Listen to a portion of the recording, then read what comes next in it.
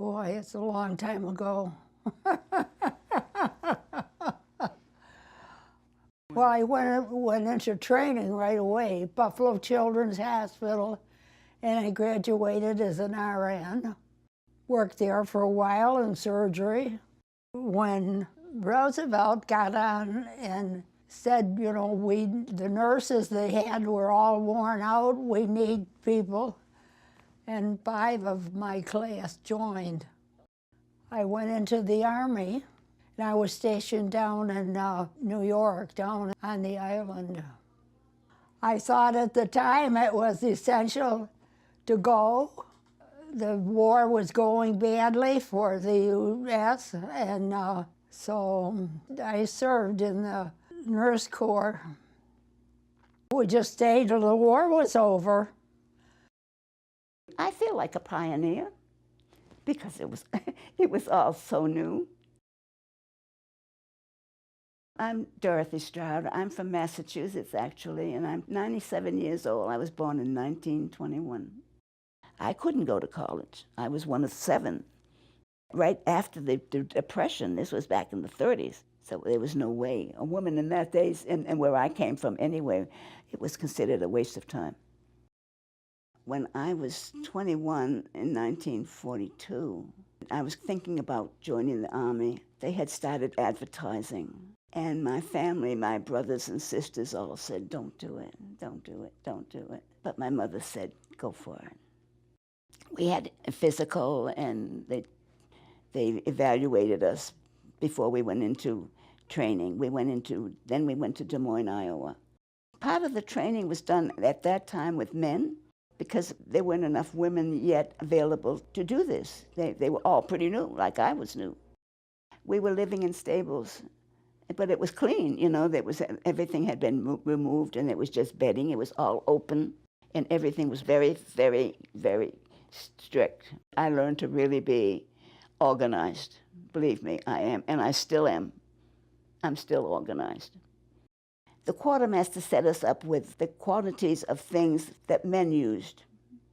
But we were women, you know, and it became a problem, especially toilet paper. We were training in men's overcoats because our uniforms hadn't come in yet. And they were just hanging, you know, dragging the floor. But it kept us warm. So finally they had to go to the headquarters and raise a lot of fuss that we needed more supplies. I have a jillion memories, some of them good, some of them awful, but most of them were worthwhile. From there, they sent me back to Boston, and we set up a system of aircraft warning. They had big charts, big tables, and every time an airplane came on in the area, we plotted it. And we stayed there about 6 months and trained civilians to do this. At that time, the Air Force was part of the Army. So I was in the Air Force part of the Army. It was great. I loved it there, but I decided I wanted to go overseas, so I volunteered for Europe. And I got it. I crossed the Atlantic Ocean in 1944 on the Queen Elizabeth. She's the sister ship to the Queen Mary. And we were unescorted, and we zigzagged across the ocean to miss the U-boats. And it was 5 days and 5 nights of terror. And we landed in Scotland. And we came down through Scotland into some place in the Midlands of England. And we stayed there for 2 or 3 weeks waiting for transportation to France. I had a backpack on. I had a helmet on and boots. I had to climb down the side of a ship on a rope ladder, and I landed down into one of these little landing ships that they took me into the shore, the front limp down, just like they did on D-Day with the men. I did that. And when I got there, I realized where I was. It was Omaha Beach. And I looked around, and all the bunkers were still up there. And I thought, how in heaven's name did these men do it? You know, there was such a little shoreline. It was very short. Thousands got killed. Yeah, it was awful. We were the headquarters for the depots that were spread out in France and Belgium. And we provided ammunition and weaponry to the troops. I was there when the Battle of the Bulge, when they tried to take us back. I got the croix de guerre from the French company telling me, thanking me for helping to free them. I thought that was kind of neat. In France, during the war, We had no heat. We had no hot water. And the food was terrible because it was all canned, came over on ships, you know. It was July 14th, Bastille Day. The war had just ended. The whole town was open. The lights were on. The fountains were back on. It was a gala time, you know. It was wonderful. The war was over. It was over. But there's one more thing I want to tell you about all of this. When the troops entered the death camps, they had Signal Corps with them that took pictures just the way it was right then. They asked us to see those pictures so we would never forget, and not to let anybody else forget what happened over there. We did. I'll never forget it. It was awful. Can you imagine? I came home. I went to school for 2 years under the GI Bill, and then I went to work.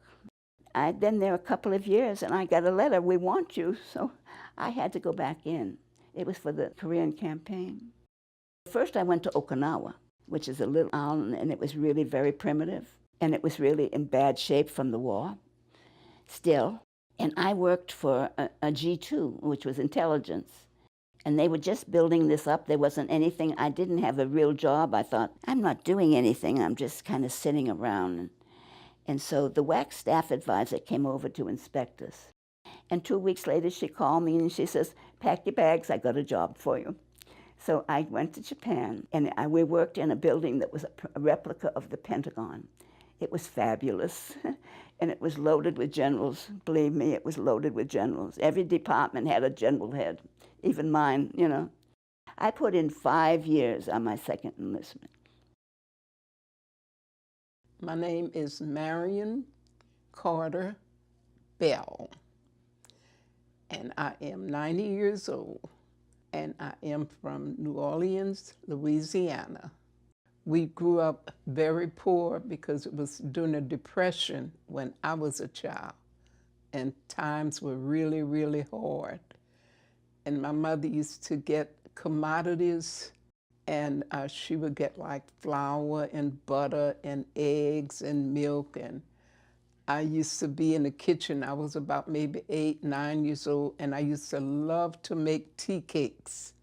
And everybody loved my tea cakes. And my mother would come home lots of times, and she was upset because I had used all her butter and her eggs.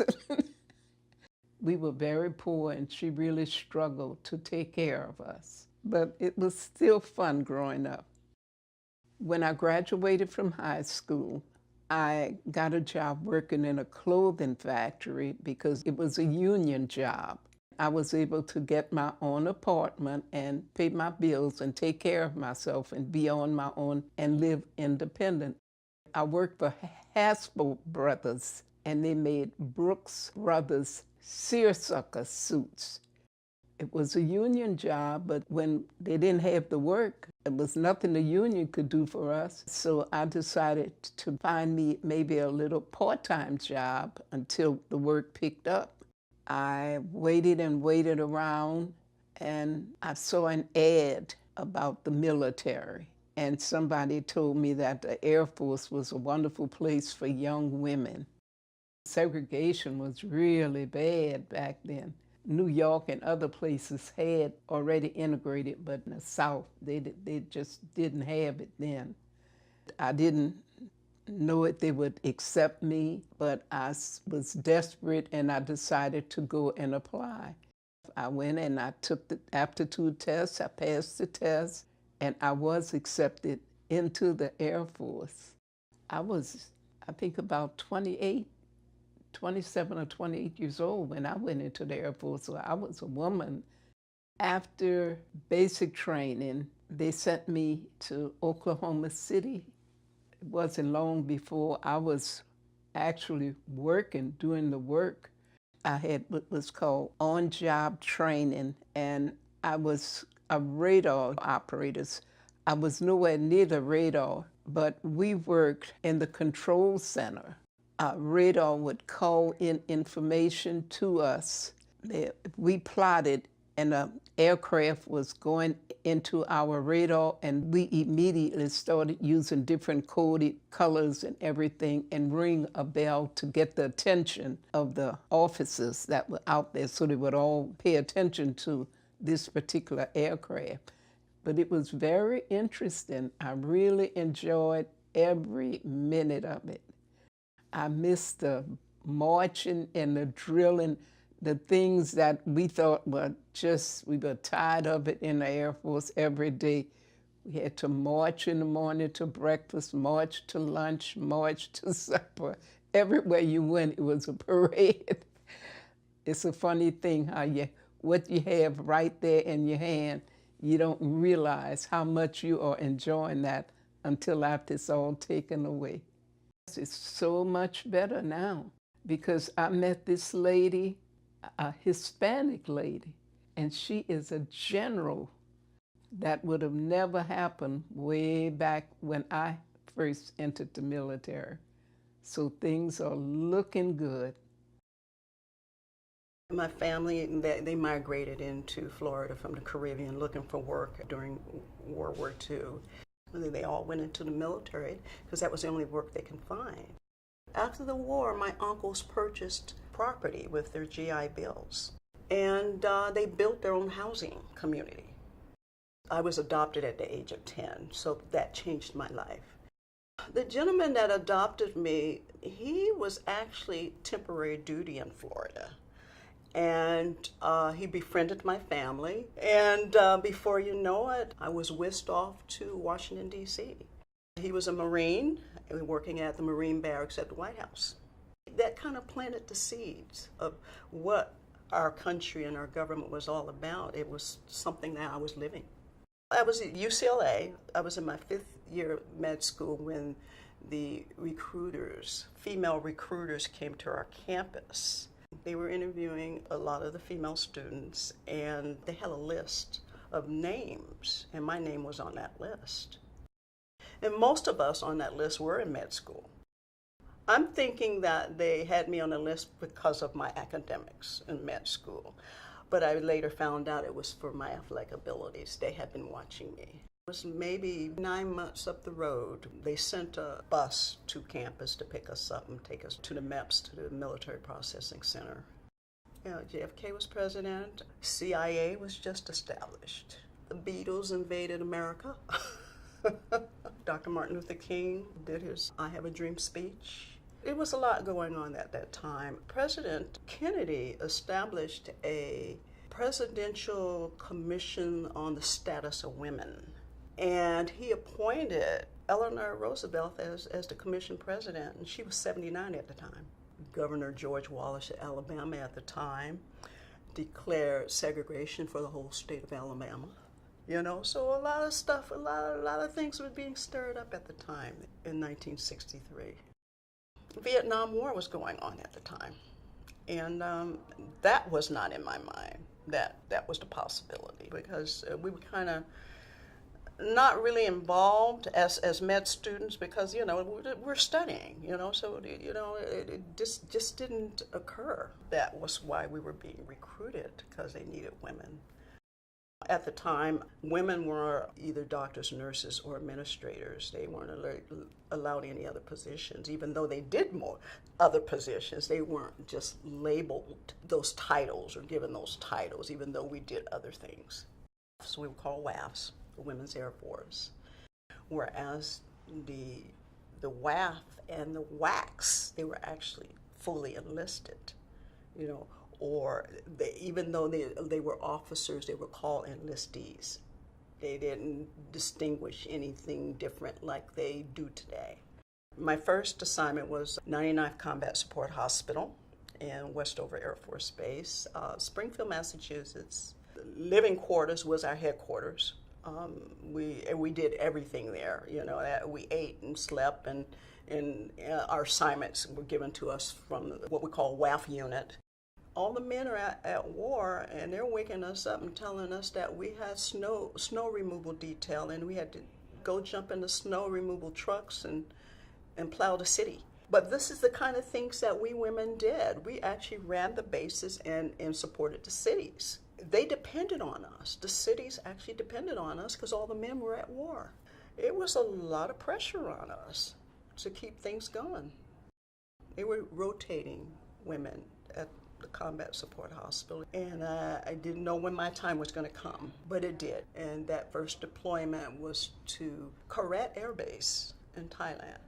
Out in the field, we had a MASH unit, but we actually had hospitals to transport them from. When they were brought in from the combat zone to the MASH unit, from the MASH unit to the hospitals, different hospitals in Thailand.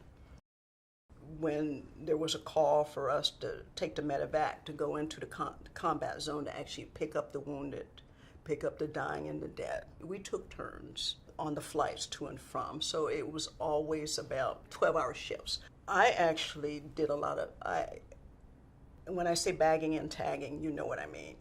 It's something you never get out of your head, the things that you see, you hear, you smell. I had the heart for it, but not the stomach. I kind of left the medical field after Vietnam.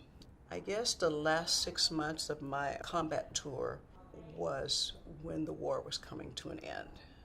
At the end of Vietnam, they disassembled the women's military forces. We were no longer a separate force. DOD decided just to consolidate us and put us all under one commander. Some of us had maintained warrant officer ranks, but a lot of the women lost their commission and were converted to the enlisted ranks because they consolidated us with the men. So it was a little different, a little chaotic, because now we had no more female commanders, we had no more female first sergeants, we had no other females looking after other females. I had 20 years in with the Air Force. The few of us who did go to combat as nurses, as doctors who were out in the field. So we need to get together and do something to commemorate what we've done. We started doing fundraisers and asking for help and doing a memorial. They actually used images of a lot of us. I was notified that they wanted to use my image as one of the faces in the memorial. I'm the one that's looking up to heaven. I have no contacts with any of the women that I knew from Vietnam. I don't know where they are now. We've been invisible too long. I think when we planted that seed in doing the Women's Vietnam Memorial, we took the leadership role, hoping that others will follow. If people don't know what they have, they can't tell what they're looking for, and they never find what they want. We female veterans have a gift. Don't hide that gift. Don't shy away.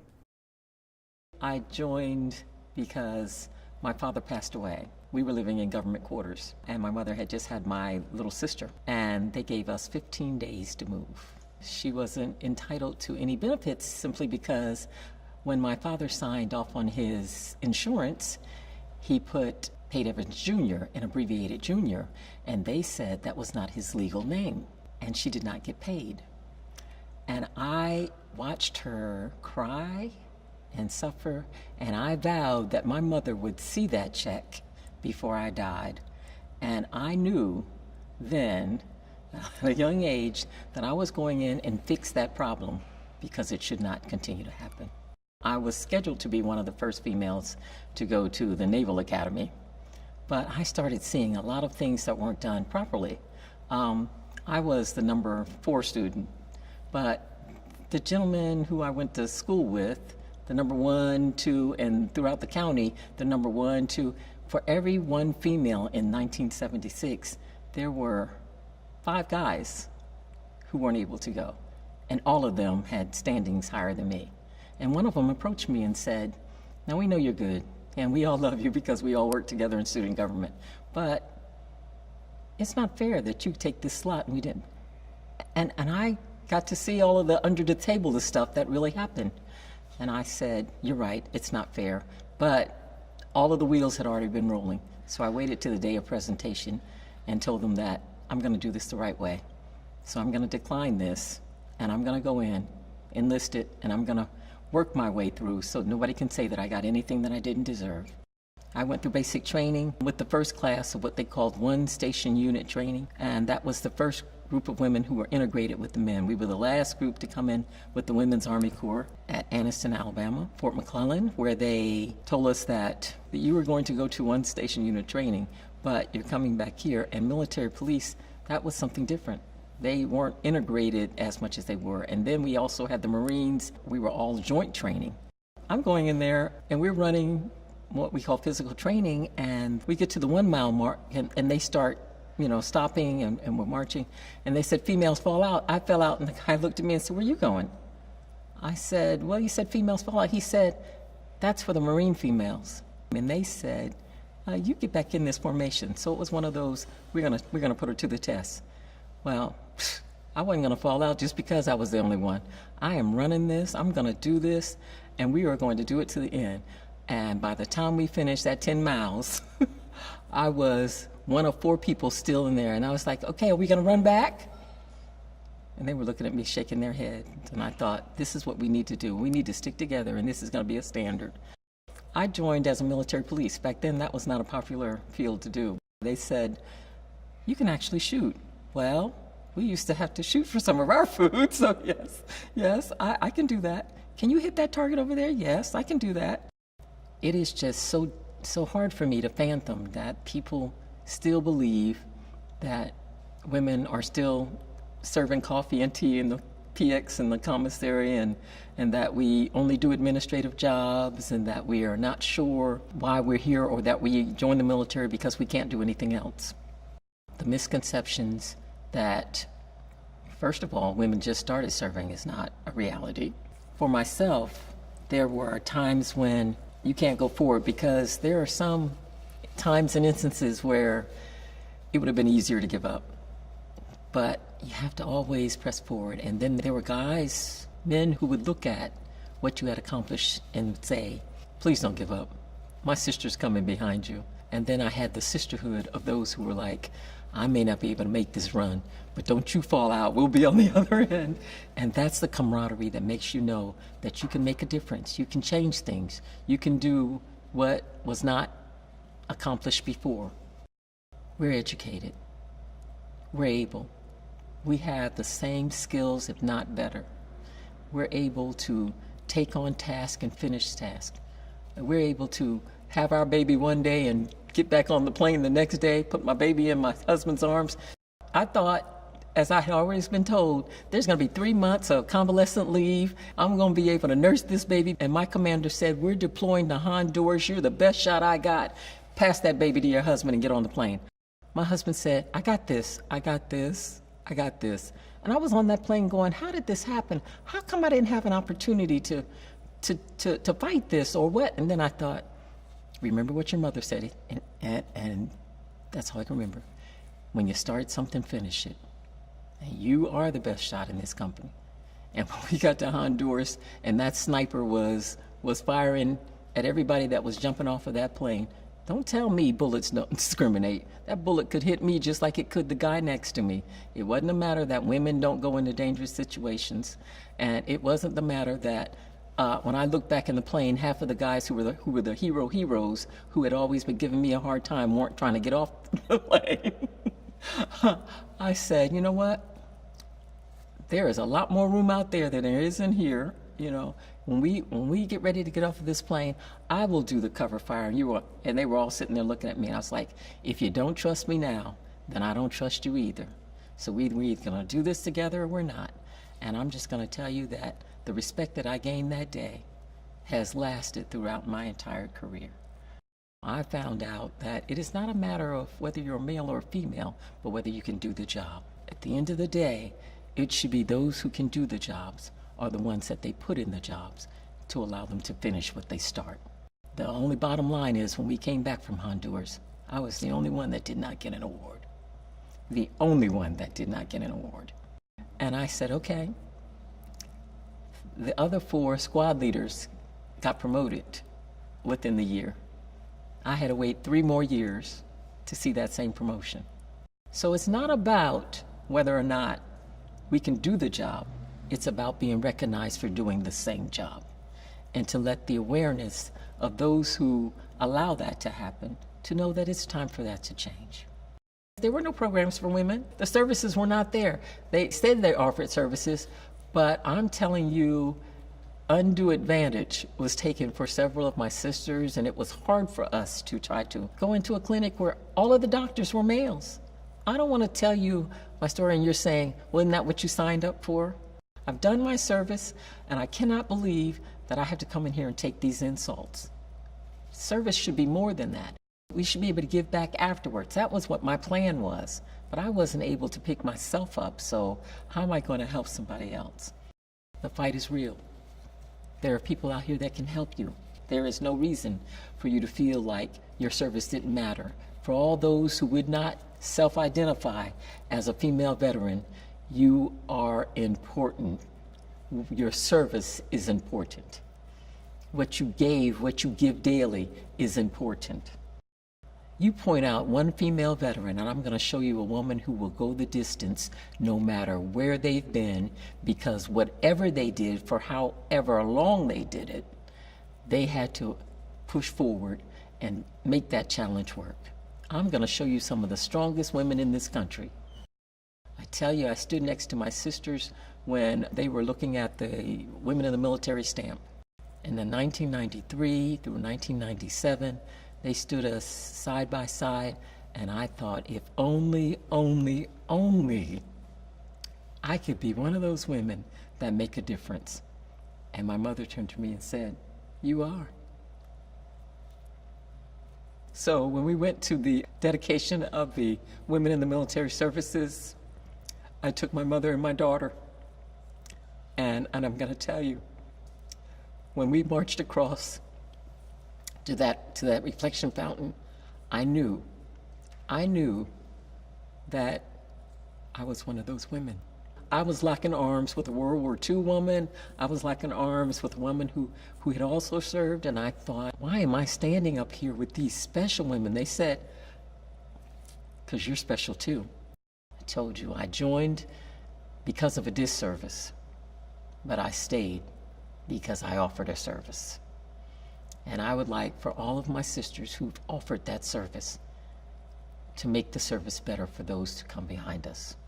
It took a little while, but I found out that there was a group of Gold Star wives. And when I went back to Aberdeen, Proving Ground, I found that my mother had become a part of that group.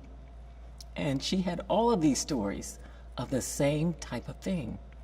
But I had found out that there was different rules about what could be done, and started asking them to please, use your congressional members, and then when they have to have a certain amount of time to respond to you, I'm working on that liaison office, and we will get some of those handled. And I worked with the DAIG, and it was the first time that every case had been handled within a 3-month time frame and resolved. And my mother got a back paycheck that paid off her house, paid for my brothers to finish their school, and was able to take care of all of the back bills. God had finally answered my prayer. So when my mother got that check, she called me and she said, the middle child is always the one. I thought I was the one that was her problem child, really, but she said, if you can just stay long enough to finish what you started, you'll make me the proudest mother there is. And I'll stand next to you at your retirement ceremony and tell them how great it really is to have a daughter that doesn't mind going the distance, and for her country, her family. And that's really why I know that every fight is worth something when there's a purpose behind why you're still pressing forward. I joined the Air Force in 1980. It's kind of the Cold War. And I think I felt that it was a safe opportunity that would still give me the options to travel and see different things and experience other cultures that I wasn't getting in Menard, but I don't think I gave it a lot of thought about what was actually happening in the world at the time. I was a linguist, and there were actually quite a few women that were at the language school the same time that I was, and we built quite a few friendships. And I think what I loved about it was a lot of the women that I was actually at the language school with went with me to Korea. Several of my friends were in the Army. I was in the Air Force. There were a couple of women that were in the Navy. But at the Air Force Base at Osan, there were quite a few women, but the facilities hadn't changed to accommodate the number of women that were in that job field. So one of the first things that I did was I actually advocated for more bathroom facilities for the women. And I got a $25 award because I made the recommendation that they give one of the larger bathrooms to the women because there were so many more of us than I guess there had been in the past. I was in for 4 years. I was stationed in Maryland. I got out at Fort Meade. I had been assigned to the National Security Agency. And when I got out, there weren't any programs, but I didn't have any concerns about being able to find a job. And I actually found a job rather quickly. I didn't know about benefits or services, and nobody had ever communicated that there were any benefits or services aside from your VA benefit to buy a home. But other than that, I didn't know about the VA or even if those services were available for women back then. And I didn't even ask. I didn't even know to ask. I just kind of said, okay, I'm out, and I went about living my life. And in 2010, I made the decision to get an MBA. When I was getting my MBA, there was a medically retired lieutenant colonel in the Air Force who was in my cohort. And we were talking, and she said, well, you're a veteran. And I'm like, well, yeah, I don't know about that. And she's like, no, you served. She said, right? Yeah. I said, yeah, from 80 to 84. I said, it was a long time ago. You know, there was nothing going on. And she's like, don't do that. And I was like, don't do what? And she's like, you served. You made the decision to sign on the dotted line, and you gave 4 years of your life to your country. You can call yourself a veteran. When I left Dell, she actually went to work for the Texas Veterans Commission. We were on Facebook, and she had posted that she was looking for a women veterans program manager. And so I sent her a message, and I said, do you think that's something I could do? And she said, you would be fabulous. Please come work for me. And that's how I ended up at the Texas Veterans Commission. And before that, I didn't even have a clue that they existed. My mother, when she left my father, we were homeless for a while, not on the streets. We lived with a couple of different families.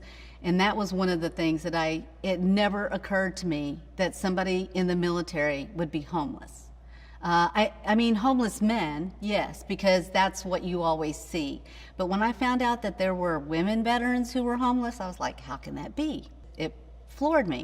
There was a point in my life where I actually thought I was going to be a social worker. Because of that experience and because of the family violence that we had experienced before my mom left, that didn't really happen. But you kind of get exposed to that when you start advocating for women veterans and you start to see the challenges that women veterans have, and you're like, how can it be that somebody who serves their country gets left behind? When you think about veterans, you typically think of men because men, they show who they are much more than women do. We don't share our experiences as much, especially if we're among other men. So I don't think it was intentional. I don't think we intentionally try to hide the fact that we're veterans. We're trying to assimilate, and to do that, that means not openly displaying the fact that you're a veteran. How do we change the image of what we see as a woman veteran, and even specifically about a homeless woman veteran? Women in general, and I would especially women veterans, we don't want to be seen as helpless. The image needs to change. We need to show that women who are veterans and homeless are still strong and fierce and may have children, which is another barrier. When I started at the Texas Veterans Commission, we had an initiative. In 2011, they had a Women Veterans Initiative, and they had a single woman veteran coordinator who started to build relationships and stuff within the agency and with other organizations to help women veterans. They built a program taking women from other programs, and they found women within those programs who wanted to help build the women's program at the Texas Veterans Commission. They were already strongly advocating. They were going around the state having events to do outreach, partnering with the VA, partnering with nonprofits like Catholic Charities, Dress for Success, Grace After Fire, so that together we could get the word out and we could work on legislation. That was where I really started to see, hear, research, learn about some of these issues. There are so many women veterans like myself who have dismissed their service when they shouldn't have. There's many of the public who forget or don't know or never knew or maybe didn't know that they needed to care that women had a place in the military, still have a place in the military, and that are like some of the women that you're talking to that are still advocating for women's services. They're not aware that there's differences in the way women reveal, I guess, their symptoms of the challenges that they have. And so I think Women Veterans Day was really the launching pad for real awareness in the state about the service of women in the military. There's a large part of the population who have family members who never served, and so they're not as aware that women serve. There's a lot of misconceptions about the things that women are capable of doing in the military and how much influence that women have had because of their military service. I mean, if you think about the women's right to vote, a lot of that was driven by women who served during World War I and who advocated for the women's right to vote. So we played such an important part in history, and I really think that Women Veterans Day is really the catalyst for creating that awareness, and I just think we have to keep the momentum going. There was an event where a woman veteran, World War II era, was sitting with a group of male World War II veterans that were being recognized, sitting in the front row with these male veterans. They're going down the line, shaking the hands of all of the veterans, thanking them for their service. When they got to her, they skipped her. Even though she's sitting there with all the World War II veterans, instead of assuming that she was a veteran, it was automatically assumed that she was the spouse. This still happens. And that's part of what we need to change. That has got to change.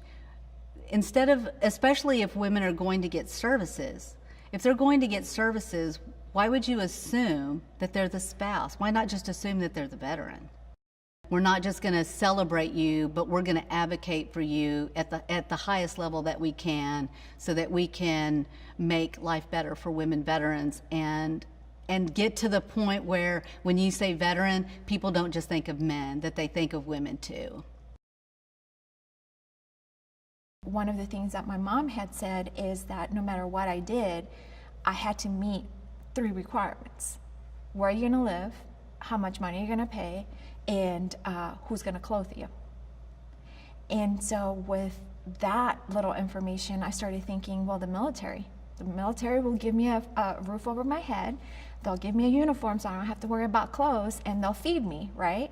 I'll get to travel the world, I get to experience, and then I knew about the GI Bill, so I figured that once I got out, I could use the GI Bill to go to school. And I really liked the Navy. I liked the uniform, I liked the bases, I liked the MOSs that they offered.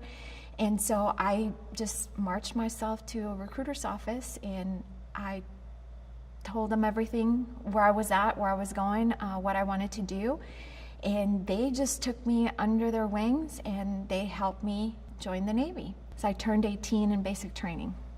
I had no idea that fewer women joined the military than men. I thought it was 50-50. I went in very naive. I never, ever realized that there was so few of us. My mom was a pharmacist in Mexico, and so she was very heavily into helping other people in serving. And when I joined the military, I actually wanted to be a doctor. And the closest thing to being a doctor as an enlisted is a corpsman. And that's how I ended up in that MOS. The military opened my eyes to the world, and it gave me the best experience of my life. I was stationed in Pax River, Maryland, and my dad at that point had developed. So I was trying to get to California because I wanted to spend some time with him before he passed. And I was talking to the recruiter, and the recruiter gave me 3 options. One was Okinawa, Japan. The other option was to San Francisco. And then he brought up Camp Pendleton, California. And he said, you'll be an FMF corpsman in Camp Pendleton, California. So I was thinking, okay, I'll do that. What did I get myself into, right? I didn't join the Marines because I knew physically I probably wasn't going to be strong enough, and now here I am. I'm going to be with the Marines. So I started building myself up physically to go through that training. I think there were only 5 females when we went through the training. The rest of them were guys. We bonded right away, and all of us, including the males. I was accepted from the very beginning with the males and with the females. The training was excruciatingly painful, emotionally and physically, and I kept thinking, I don't ever want to be in a war. But if I am, I hope to God I save somebody. I got shipped out to the Persian Gulf, attached to MAG 39, and I went over to Bahrain for the beginning of the war, so I turned 21 in Bahrain. When I came back, I had a lot of issues. But when I came back, though, there wasn't a lot of support like there is now. Who were the last people that went to war was the Vietnam veterans, right? So they came back, they didn't receive a welcome, they didn't get the help that they needed. Homelessness in the veteran community was very high. So when I got out of the military, there wasn't anything that I can remember of them saying, if you experience nightmares, if you experience this, or anxiety, or there wasn't a list that I was given. They were just saying, we can help you with your resume, your MOS can transfer into these fields, and here's your paperwork, and there you go. I was a civilian. I came out of the military with mixed feelings. I think I was lost for many years. I went in thinking I was going to make a career out of it, and then I came back, and the circumstances that I found myself in pushed me out. Part of it was the situation that was there, and then the other part was me. I came back with issues from the Gulf that I didn't know I had. Well, I was dating somebody, we got married, and I became a stay-at-home mom, and I continued to have issues. And I never went to the VA because we had insurance. So I started going to see regular doctors, and they had no idea what was wrong with me. I didn't want people to think I was crazy, that I was defective, because I felt very much defective. I knew that there was something wrong with me. And in my confused thinking, I thought that I was just born defective. And so I kept that to myself, and for many years I struggled. I've seen death, I've handled death, but then when it's your turn to die, that makes you wake up a little bit. I developed a tumor in 2006, and that was the beginning. I had surgery for it. I was okay. They said that they got it all. Then I really started having problems in my marriage. In 2008, I had a relapse, and I had to have another surgery. And I remember waking up from the anesthetic and the doctor leaning over me, and he kind of shook me a little bit, and he asked me if I heard him, and I'm like, yeah, I can hear you. So he just whispered in my ear, and he said, if you don't change your life, I will be attending your funeral. And I had my eyes closed when he said that to me, and I just looked at him. And he said, "Did you hear me?" And I said, "Yes." Because I was so thankful that I had a second chance, I decided that I was going to change my life. So when I got home, I changed my eating habits. I started exercising. I started seeking answers as to why I felt defective. Why couldn't I sleep? Why did I have so many nightmares? Why did I have anxiety? I was just spinning out of control. I kept wondering, why do I keep feeling as bad as I do? Why do I have so many nightmares? Why can't I sleep? Why do I have anxiety? Why can't I do anything on my own? Why am I a failure? I was sitting on the couch and I was watching the news segment talking about the 22 veterans that commit suicide a day. And then that dawned on me, why are they committing suicide? What's wrong? Why are they not getting the help that they need to get? So I reached out to a couple of veteran groups, and that's what got me started in the veteran community. And even that took me 3 years before I even got help, because I didn't think I had the same issues, even though I had already acknowledged that I had the same issues. I have issues because I was in a war. I'm not broken, inherently broken. I was broken, but I wasn't born broken. The war broke me. People, other veterans, they kept telling me, "Christy, you're messed up. Christy, you need help. Christy, you need to go to the VA. Christy, you need counseling. Christy, you need this. Christy, you need that," right? And the whole entire time, I knew it, but I couldn't get help because I didn't think that my experiences were as bad as some of the other people that were there. And I didn't want to take away from the resources because they're small for somebody that needed it more. The veteran community is very supportive with other veterans. I think it's the only place where I can actually say, "I want to die." And they look at you and they're like, "Yeah, we do too," and we just kind of make a joke and we keep going. I think it prepared me to be the person that I am today, because I did survive 22 years on my own, dealing with my own issues, not having any support, not knowing what was wrong with me. I think it made me a stronger person. I think it showed me that I can survive anything. I can go through anything, come out at the other end stronger. I also think that it showed me that isolation isn't good, and that you have to reach out to those communities. You have to build the support. You have to have all those things in places for you to be a productive member of society. I'm not saying I'm without issues, because I have issues.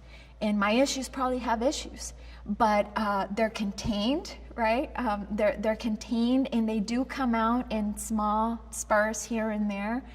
I struggle a lot. But I think having something to focus on, which is the Women Veterans Day, being involved with the Denton chapter, being part of the Color Guard, makes me more functional. But because I am involved in the veteran community, and because I do want to make a difference in somebody else's life, I keep on going, and I keep staying involved, and I keep reaching out, and I keep working on trying to make a difference. Not only on myself, but my kids, and then anybody that I meet. I try to make a difference in their lives. Kind of leave them better than when I first found them. That's my goal. I was at a group of veterans, and they were all male veterans, right? And they have their hat, they have the little vest, they have all the tattoos, and I'm just standing in jeans and a t-shirt. And I had about 5 or 6 people, civilians, that came up to them and said, "Thank you for your service." And not one of those guys said she served as well. One civilian person thanking them, they did shake my hand, and then they said, "Which one is your spouse?" And I looked at them and I was like, well, none. And I said, and I'm a veteran. And they were like, oh, you served? And I said, yes, I sure did. And they're like, oh. And then that was it. I was at a women's network group, and we were asked to say something that nobody else knew that we were proud of. Well, one of the things that I'm most proud of is my service, especially with the Marines and having been in theater during the Persian Gulf War I. And so I said, oh, I'm a veteran, and I was in the Persian Gulf War, blah, blah, blah. And the lady in front of me said, oh, so you're an ex-veteran. And I was like, no, I said, I'm a veteran. And then they said, oh, so you retired from the military. And I said, no, I did not retire. If I had retired, I would have said, I'm a retired veteran, or I'm a retired Navy person, or whatever. And then she said, oh, then you're nothing. So you can't say you're a veteran. And that really took me aback, because I said, well, why would you say that? And her response was that because I did not serve and retire, I shouldn't call myself a veteran. And then I said to her, well, wait a minute. Let me explain something to you. If you served and you got out and you were honorably discharged and you have a DD-214, you are a veteran. And she raised her hand to me and she did this, and then she said, stop talking, I don't want to talk to you anymore. And she walked away. Why do the guys get to call themselves veterans where they served 4 years or where they retire? It's okay for them to be called veterans, but it's not okay for me to call myself a veteran? I was in a war. I served my country. I signed willingly. Why can't I call myself a veteran? Why can I not be acknowledged as a veteran? Just because I'm physically different doesn't mean I'm not a veteran.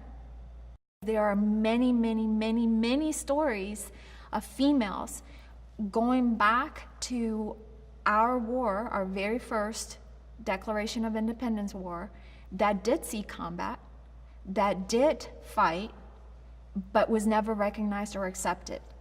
Then you have the women that became spies, so they served our country. They're not recognized. There's many heroic stories about women in the military that did heroic acts, and they're not recognized. There's no movies about them. Nobody ever talks about them.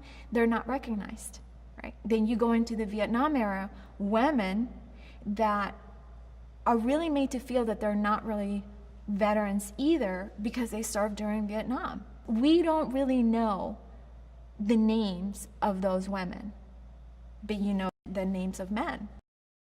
Well, I grew up with mostly women, all women actually, thinking about it. Yeah, mostly women. It was pretty fun. I lived with my grandmother and my mother. Well, I lived with my mother, but my grandmother was like always there because she lived close by, and my mom and my grandmother were very close. So we spent a lot of time between grandma's house, my mom's house, church, and school, and that's pretty much it. And some family, but growing up was like running around in the country. I hate shoes, so never had any shoes on. So it was fun, just being a tomboy, really.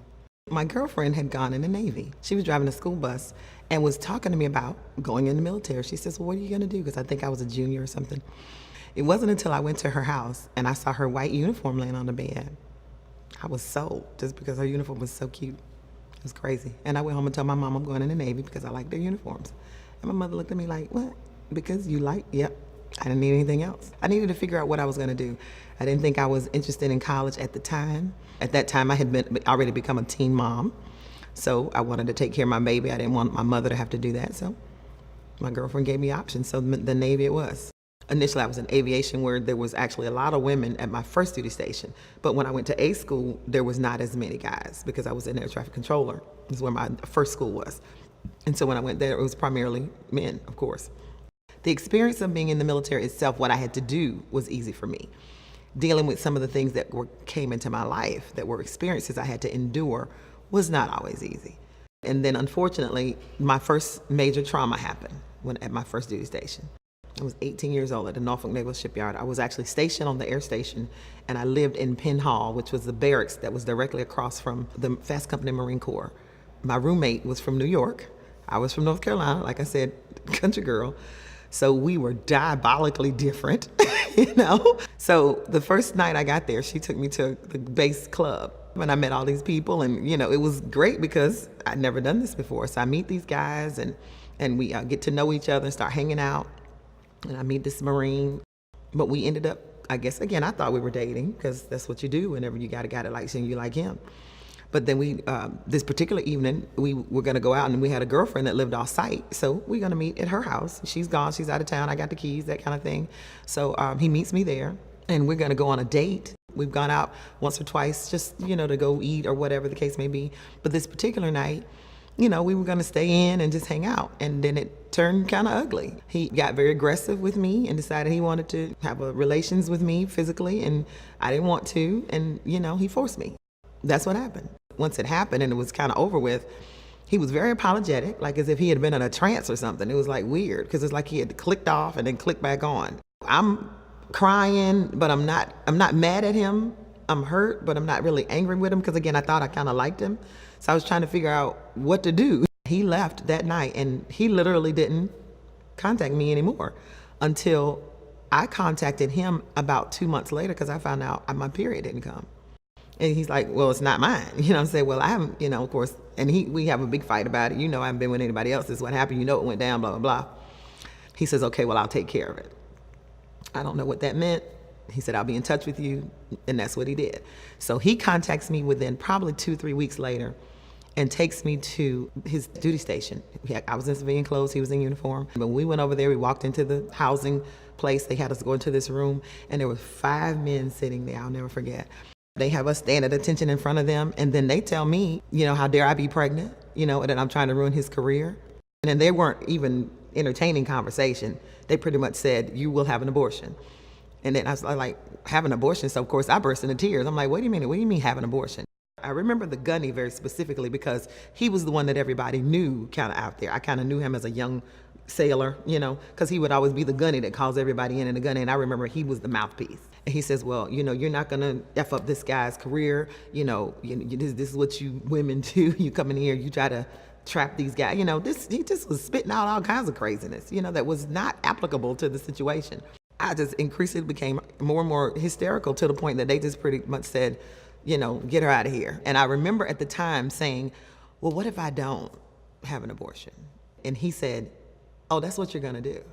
A few months went by because at that time you couldn't have an abortion without the baby being a certain amount of gestation. You couldn't do it very, very early. So it had to be like 4 months or whatever. So I had to wait. Yeah, I had to wait till the kid got big enough to have an abortion. So he picked me up in a government car, took me to the clinic right there on Little Creek Road. I'll never forget it. And then he said no words. I mean, they told me the date, the time to be there.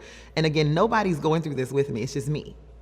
Nobody knows anything because I don't even know who to tell, how to tell. And they told me that, you know, this is not something I better tell anybody. I mean, you know, they gave me all the instructions. And then if whatever I didn't hear because I was hysterical, they came back and sent me a notice from another Marine to explain to me what I'm supposed to do later on. I think it might have been a week later that they told me this is what you're going to do. This is the date and time, you know, and then nothing happened in writing. Everything was in person. They sent people to my barracks to tell me.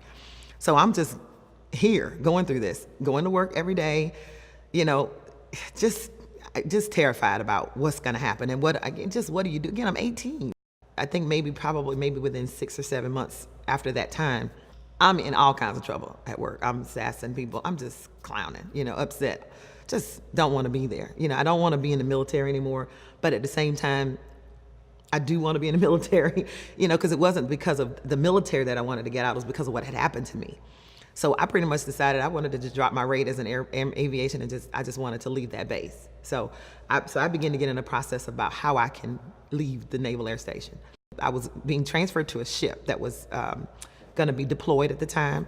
And I ended up it was right at the time it was the Gulf War was beginning to start. I think it was right at the beginning. And so when I transferred, they actually flew me to Bahrain. And the ship was not going to arrive in Bahrain for probably 4 months.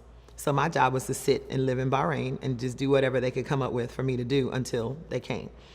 So I got to know people a little bit, and it's kind of like I was able to put that behind me, even though it wasn't behind me.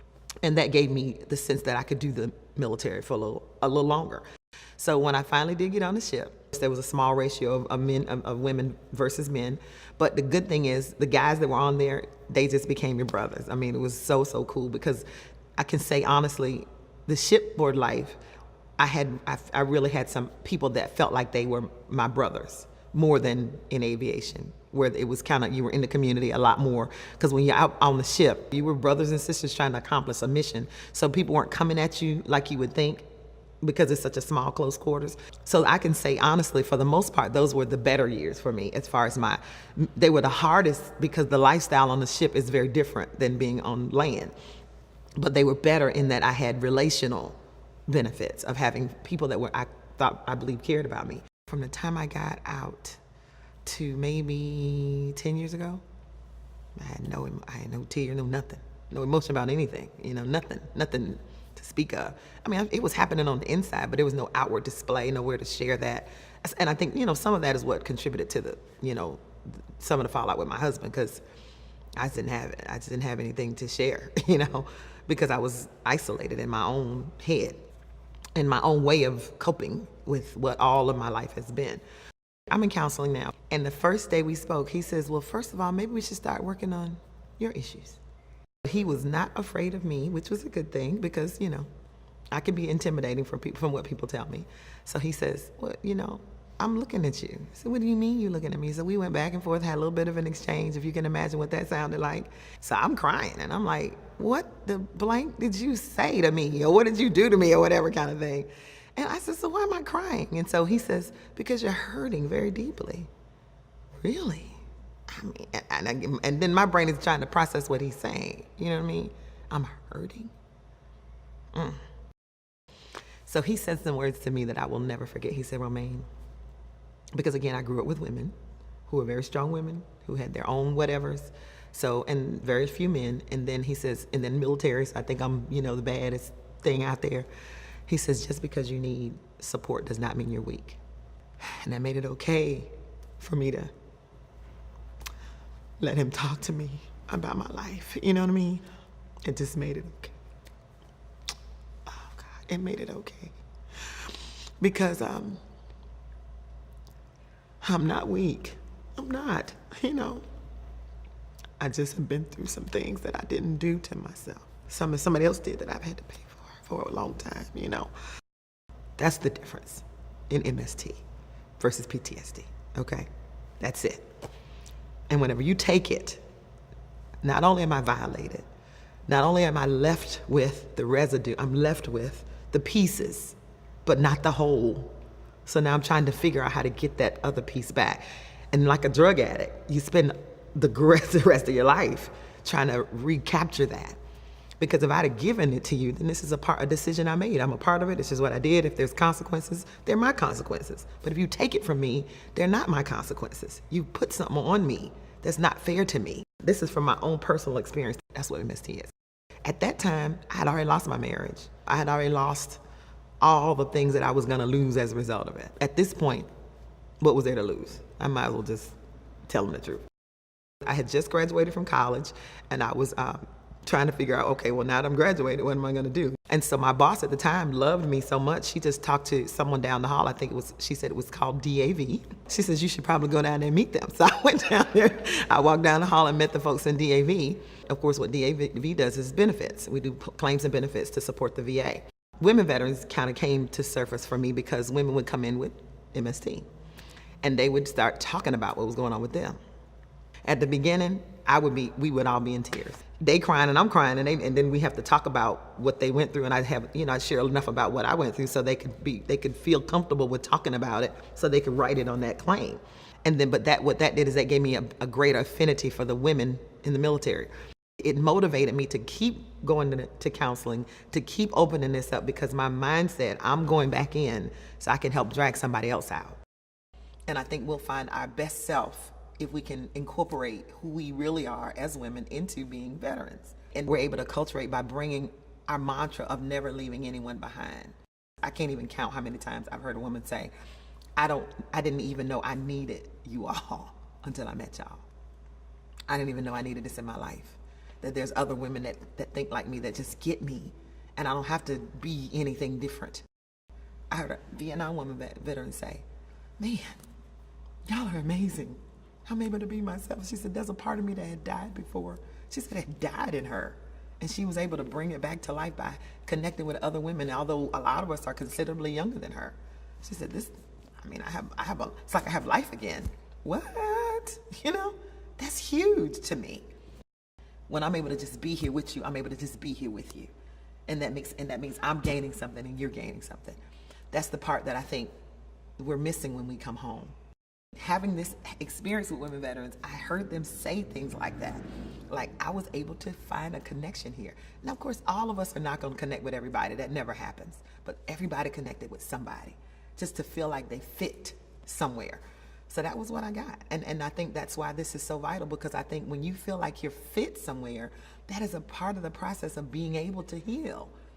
Beyond counseling, what can we do with this to change the lives of women really? So that we're not thought of as just these poor, pitiful women who come back with MST and they just toe up for the rest of their life. Come on, we're much more than that. Because even those of us who've been through that, I can have a conversation with her like you can. So why can't we connect so that I can have that conversation?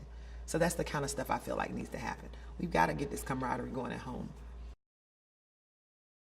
I didn't grow up in the best circumstances. We didn't have a lot of money, and I was thinking, man, I'm graduating from high school, I'm turning 18, I know I'm gonna go to college. I wanted to go to college.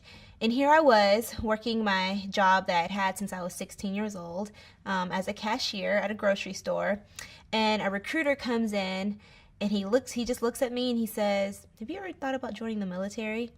And I said, I don't know, kind of thought about it, but I want to go to school. And he said, well, you know, you can do both. He sold me. He said, you can still enjoy civilian college life, and you can still get the best of both worlds by, joining the Guard and, going into the military that way.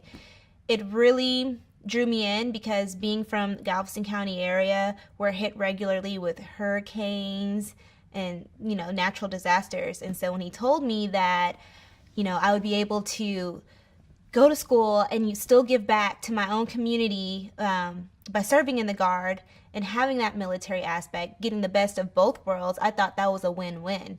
And so, yeah, I joined that summer. It teaches you so much. They provided me a world of opportunities that I don't think I would have been able to receive as a civilian. I was still drilling and training 2 weeks out of the summer during that time, but it wasn't until my senior year that my unit readiness NCO called me to say, hey, we're called up for deployment. Just wanted to let you know you're on the list. You're wondering, like, dang, how's it going to be? And so those who have been previously deployed say, put a blow dryer up to your face and, turn the oven on. And that's what Iraq feels like. And so we used to laugh, like, oh, okay. That is how Iraq feels. It's just hot. I was deployed to Talil, Iraq. My entire brigade deployed to Iraq. It was an MP mission to cover down on insurgency camps. We were actually in country for about 8 months. When I came back, I took leave, and then I left again to go on temporary orders, ADOS orders, to train the next unit in their deployment. So when I came back, I didn't know what to do. I didn't know what I was going to do. I didn't have really any experience with my degree field. And so I originally actually tried to go on another deployment, but all of my equipment wasn't back yet, so I couldn't go. Eventually, I ended up going back to school. I was able to get a contracting job, so I still worked with the Guard. And I was contracted as a medical case manager. Basically, we did the paperwork for service members that were medically non-deployable. I'm seeing paperwork for service members that have ailments, whether it's back problems, knee problems, what have you. And then I'm also seeing paperwork for PTSD and things like that. And I'm not really quite understanding the mental health side of it. Late 2011. It's a drill weekend, and I'm hearing people talk about, did you hear such and such company had, this happened, that happened. They're suicides. Service members that I deployed with were dying by their own hands. And I didn't understand that. At this point in my life, I'm also having my own personal issues that I hadn't quite addressed yet. To me, I wasn't having nightmares. I didn't really put those things together. Yes, I could still hear the alarms in my head whenever we were being mortared or whenever there was an incoming headed our way. You hear that over and over in your head, but you don't really put it together. You're thinking this is a natural thing. This is what happens. You were in a war zone. You were around not the nicest people, and you're going to think about it every now and then. And I started educating myself, and all of my projects were geared towards mental health and veterans. I started studying it and realized that PTSD and depression and suicide is a thing, and it's affecting a community that is so close to me. I found myself getting angry more often with people that were close to me. I didn't want to hear about my younger siblings getting mad because they wanted a new pair of shoes when I had just left a country where there was children without shoes. All I knew was deployment at the time. All I knew was the things that I saw in the Middle East and the missions that we went on and where I felt my purpose was there. And then I come back home and I'm ready to go out with my girlfriends, and reality TV talk is the conversation. And I had a totally different type of reality. Definitely mental health is everything to me. It's not always a thing that people want to talk about their feelings or even admit that they have something going on. The only reason I even sought counseling was because my husband now, at the time he was my fiance, said, "I'm sorry, I can't do this. And if you don't talk to somebody, there's not going to be a wedding. I don't know how else to help you but to tell you you need to talk to someone." And so it was then through therapy that I had realized I had a lot going on. And it wasn't all necessarily military related. It was life related. It was childhood. It was all of these things that built up. And that's why it's so important to me to have these conversations and to serve in a capacity that promotes mental health, because you have people from different backgrounds from all over the world that have joined the military for many different reasons. Some of us merely join the military out of survival. You never know what someone has been through prior to their service. I had a lot of questions why in my life, and almost had asked myself all over again, what was the real reason I even joined the military? Was I looking for somewhere else to belong? Yes, I wanted, to be able to help out in hurricanes, and I wanted to be able to have the best of both worlds, and I also wanted to have security. But what else was I looking for? And so I wanted to tell that aspect of the soldier who was not on active duty, who wasn't a reserve component, but still had to live both lives at the same time. And I wanted to tell that because there are other Guard and Reserve soldiers that are going through the same thing. It took me thinking that I had a traumatic event occur in my life, which then forced me to go into therapy because I wanted to get married, to then finding out, man, this has been going on my entire life and I just never dealt with it. I just lived with it. Depression's not an easy thing to live with, even if good things are going on in your life. It just takes over. I didn't know about any of the resources that were available to me when I came out. I probably wouldn't have struggled half as much as I did had I known. So now it's all about figuring out how do we promote these organizations. And I'm not talking about it in a you're getting out, you're ETSing and you're going table to table, because people are ready to check a box, sign that form, and get out. How can we get these resources out to folks to let them know that they're available to them? Some folks don't even consider themselves veterans. It's kind of like they've got a certain characteristic stuck in their head and they don't think that they meet that, when it's like, no, you signed the dotted line, you served, you fulfilled the contract, you are a veteran. You don't have to get deployed to be a veteran. You don't have to serve in a certain war era to consider yourself a veteran. So it's about breaking all these dynamics and getting that information out there to people. There's so many different outlets in dealing with your issues. And me, I write. That's one of the things that I did. Because in Telling Project, I actually walked through my 2 suicide attempts. I mean, ultimately, that's what brought it to me, was the realization of, man, who is this person? My entire life, I've been that go-getter, successor, survivor. You know, I grew up in a welfare family. We didn't have much of anything, you know, and then here I am, a kid who was once hooked on phonics. I now have a graduate degree and several certifications. So I've always seen myself in that light of, I want to be a role model for my siblings. I want to do this, I want to do that. And so when I was going through the things that I was going through, I didn't want to admit them at first because, one, I didn't want to look like a failure to my family. My story is one of untold thousands of stories, you know, and I don't know, at first I was super nervous about the Telling Project and telling that story, but when you have all these people reach out to you and saying, that's me, this is how I felt, or a crying mom come up to you and say, you know, my son is doing everything that you explained that you went through, you know, and now I know why. So it's just that helping that individual person. We've got 22 veterans a day. That's the average right now. 22 veterans a day that die from their own hands. And it's unacceptable.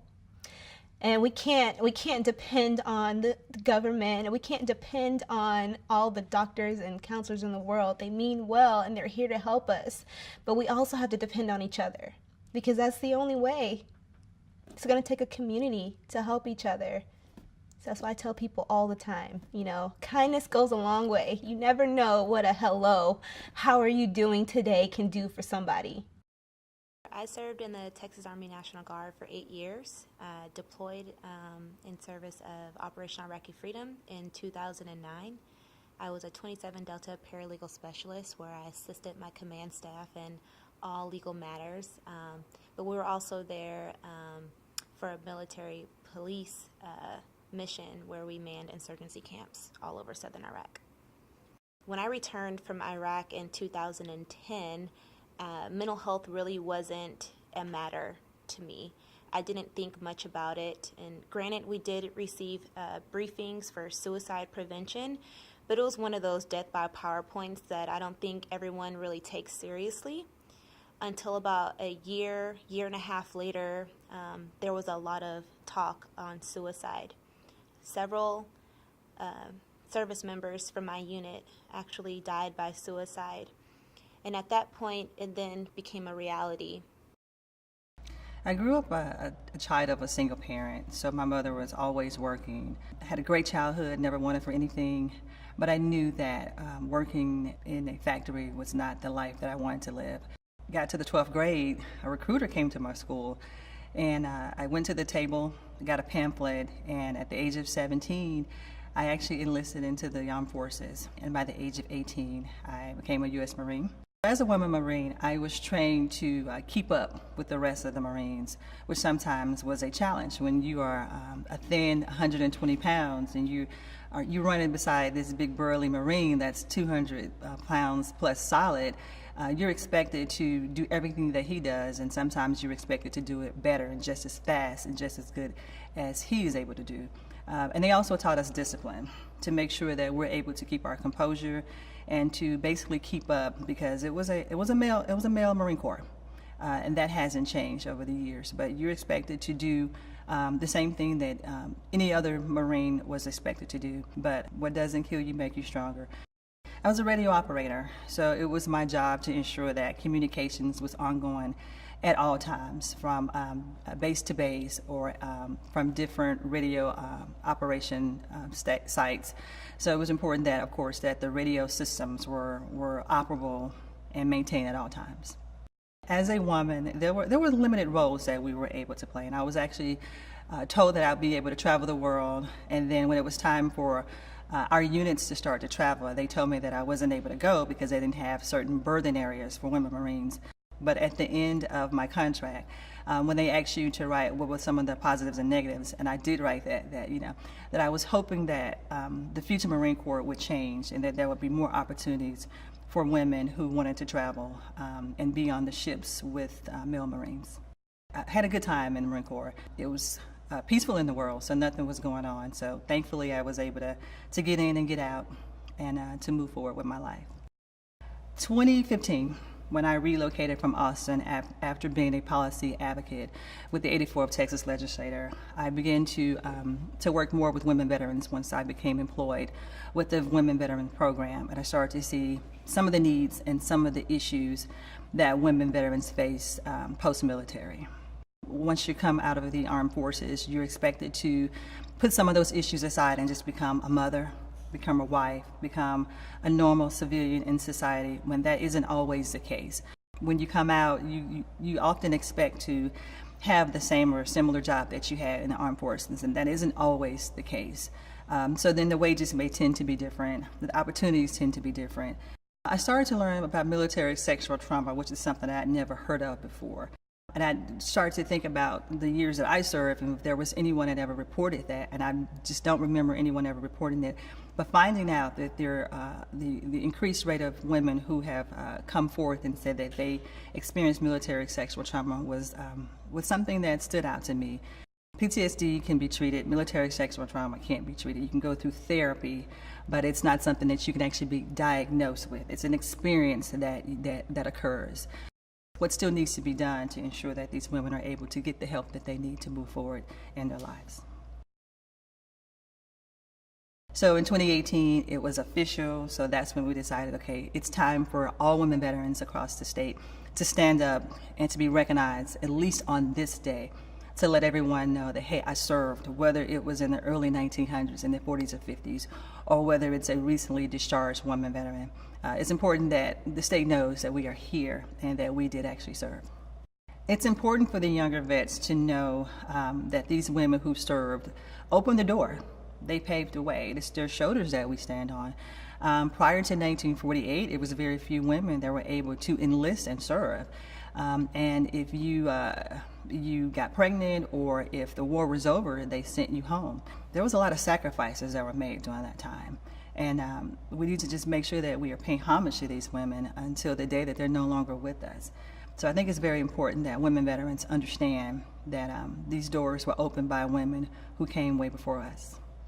This has changed LaShondra for the better because, again, I'm able to see a lot of the things that these women went through that I necessarily didn't have to go through. So I thank them for what they went through because it made it better for generations to come.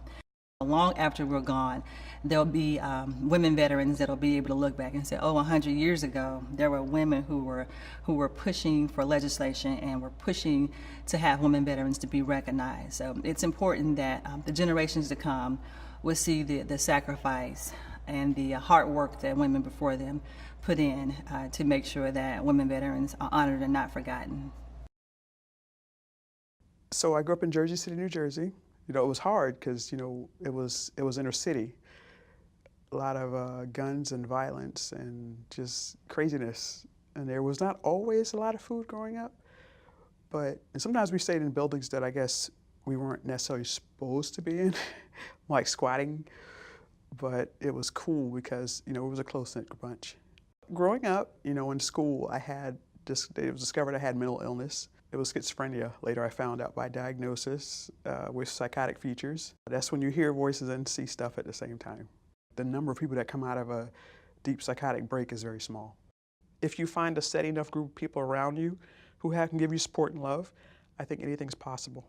I came out of it and I knew where I was living at. I had to get out of there somehow. I went across the street at night to a phone and I get on it and I called the Marine Corps and I'm like, yay, can you get me in? And they're like, you know, you have a diagnosis. And they told me my diagnosis and I hit the ground. I was like, yikes. I called the Army. I'm sobbing. I'm like, this is it. I need help. And, you know, and they said, you know what, we'll take a chance on you. And he got me in. Bigger joke is my job in the military, I was a psychiatric counselor. I helped people who were just as sick as me. And that was cool because it kind of helped me come out of where I was. I got to go to Afghanistan. That place was beat to hell. I mean, there's no buildings. It was just blown to smithereens. We were at Gardez. We were on a blackout fob. And, you know, that meant the lights had to go off. And you couldn't see anything except whatever you had in your hand, like a little pin light. And it would be scary because their dogs there are like Great Danes. So you're out of the fob, just strolling down to go get your shower because you had to take your shower almost a mile away to walk down. And you start hearing this growling, and it's pitch black dark, and you just see eyes. And they're about your height. So it's like, damn it. So you pull the weapon and get ready to shoot, and then it leaves like, the weapon had a scope, so you clearly see like this emaciated Cujo staring at you. And just, you're lucky that they like, this is not a fight I want. Because over there you get in trouble for even shooting a puppy. So even if it was coming at you to eat you. The coolest thing about Afghanistan is when you look up, the stars. You know, here there's a lot of sky with a couple of stars in it. Over there, there is no sky, and it's all stars. And you're on the mountain. You're on such high mountains that you could just touch these things. Everything about it to me, it was like this very dark, dark time that anything that was beautiful became gorgeous because the backdrop was so dark and ugly. It was like 200 people, and women, I'd say it was probably maybe 30. It was fun. We'd sit and just talk. You're under these gorgeous stars, and you find some kind of sameness to talk about. And, you know, then we'd be in a tent, and there'd be like, we'd be freezing to death together, because when you're in Afghanistan, when you're in the mountains, there is no amount of clothing you could wear that will keep you. I think I had on all my uniforms at the same time. And all 7 I had them on. And we're just sitting there freezing to death. But you find jokes, you laugh about it. And it's just cool. We're sitting there freezing to death, but we're still talking about, can I borrow your hair conditioner? Or can we put on some makeup? And we were just putting like makeup on. It was fun. You know, you find a sameness in the company of other women. When you're only in one war, or conflict, whatever the hell they call it, they can tear you down and build you back up. What people don't know is the reason there's so many suicides and all this stuff happening, not just because now we're coming in, like the little 12-year-olds are coming in now, but they tear you down, there is no time to build you back up again. So they tear you down, get you to push-ups to be one unit, but the whole rebuild up doesn't happen, you get kicked to war. The commercials, I think they're like cigarettes, they're going for the damaged people to get them first. Because in the military, when the Army says be all you can be, and this is a love I have for the military, don't get that wrong, but when you hear be all you can be, a person who is already in college and doing good in life, that does nothing for them. The inner city kid who grew up, you know, in a broken home or not enough food, or they hear be all you can be and they come running. But in these times, the 2 wars, I mean, it's just a meat grinder. So you're torn down and then thrown into a machine that's going to chew you up and spit you back out when you're done.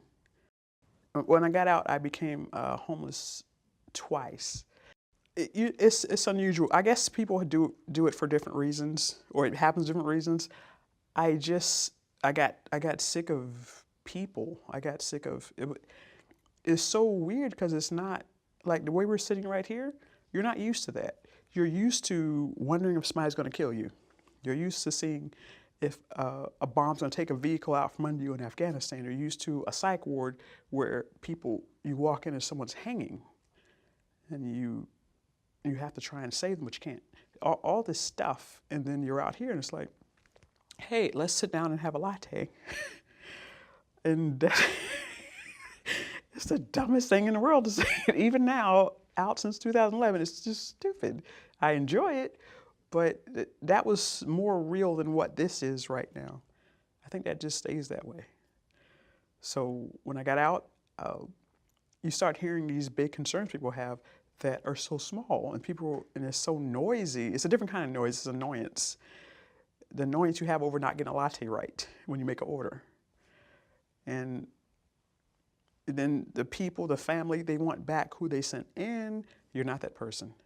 I literally just decided I would get rid of all the possessions that I wasn't used to anyway. And I just threw everything away and kind of, I turned myself into homelessness. What's chaotic or crazy to some people is normal to someone who has been in chaos and crazy.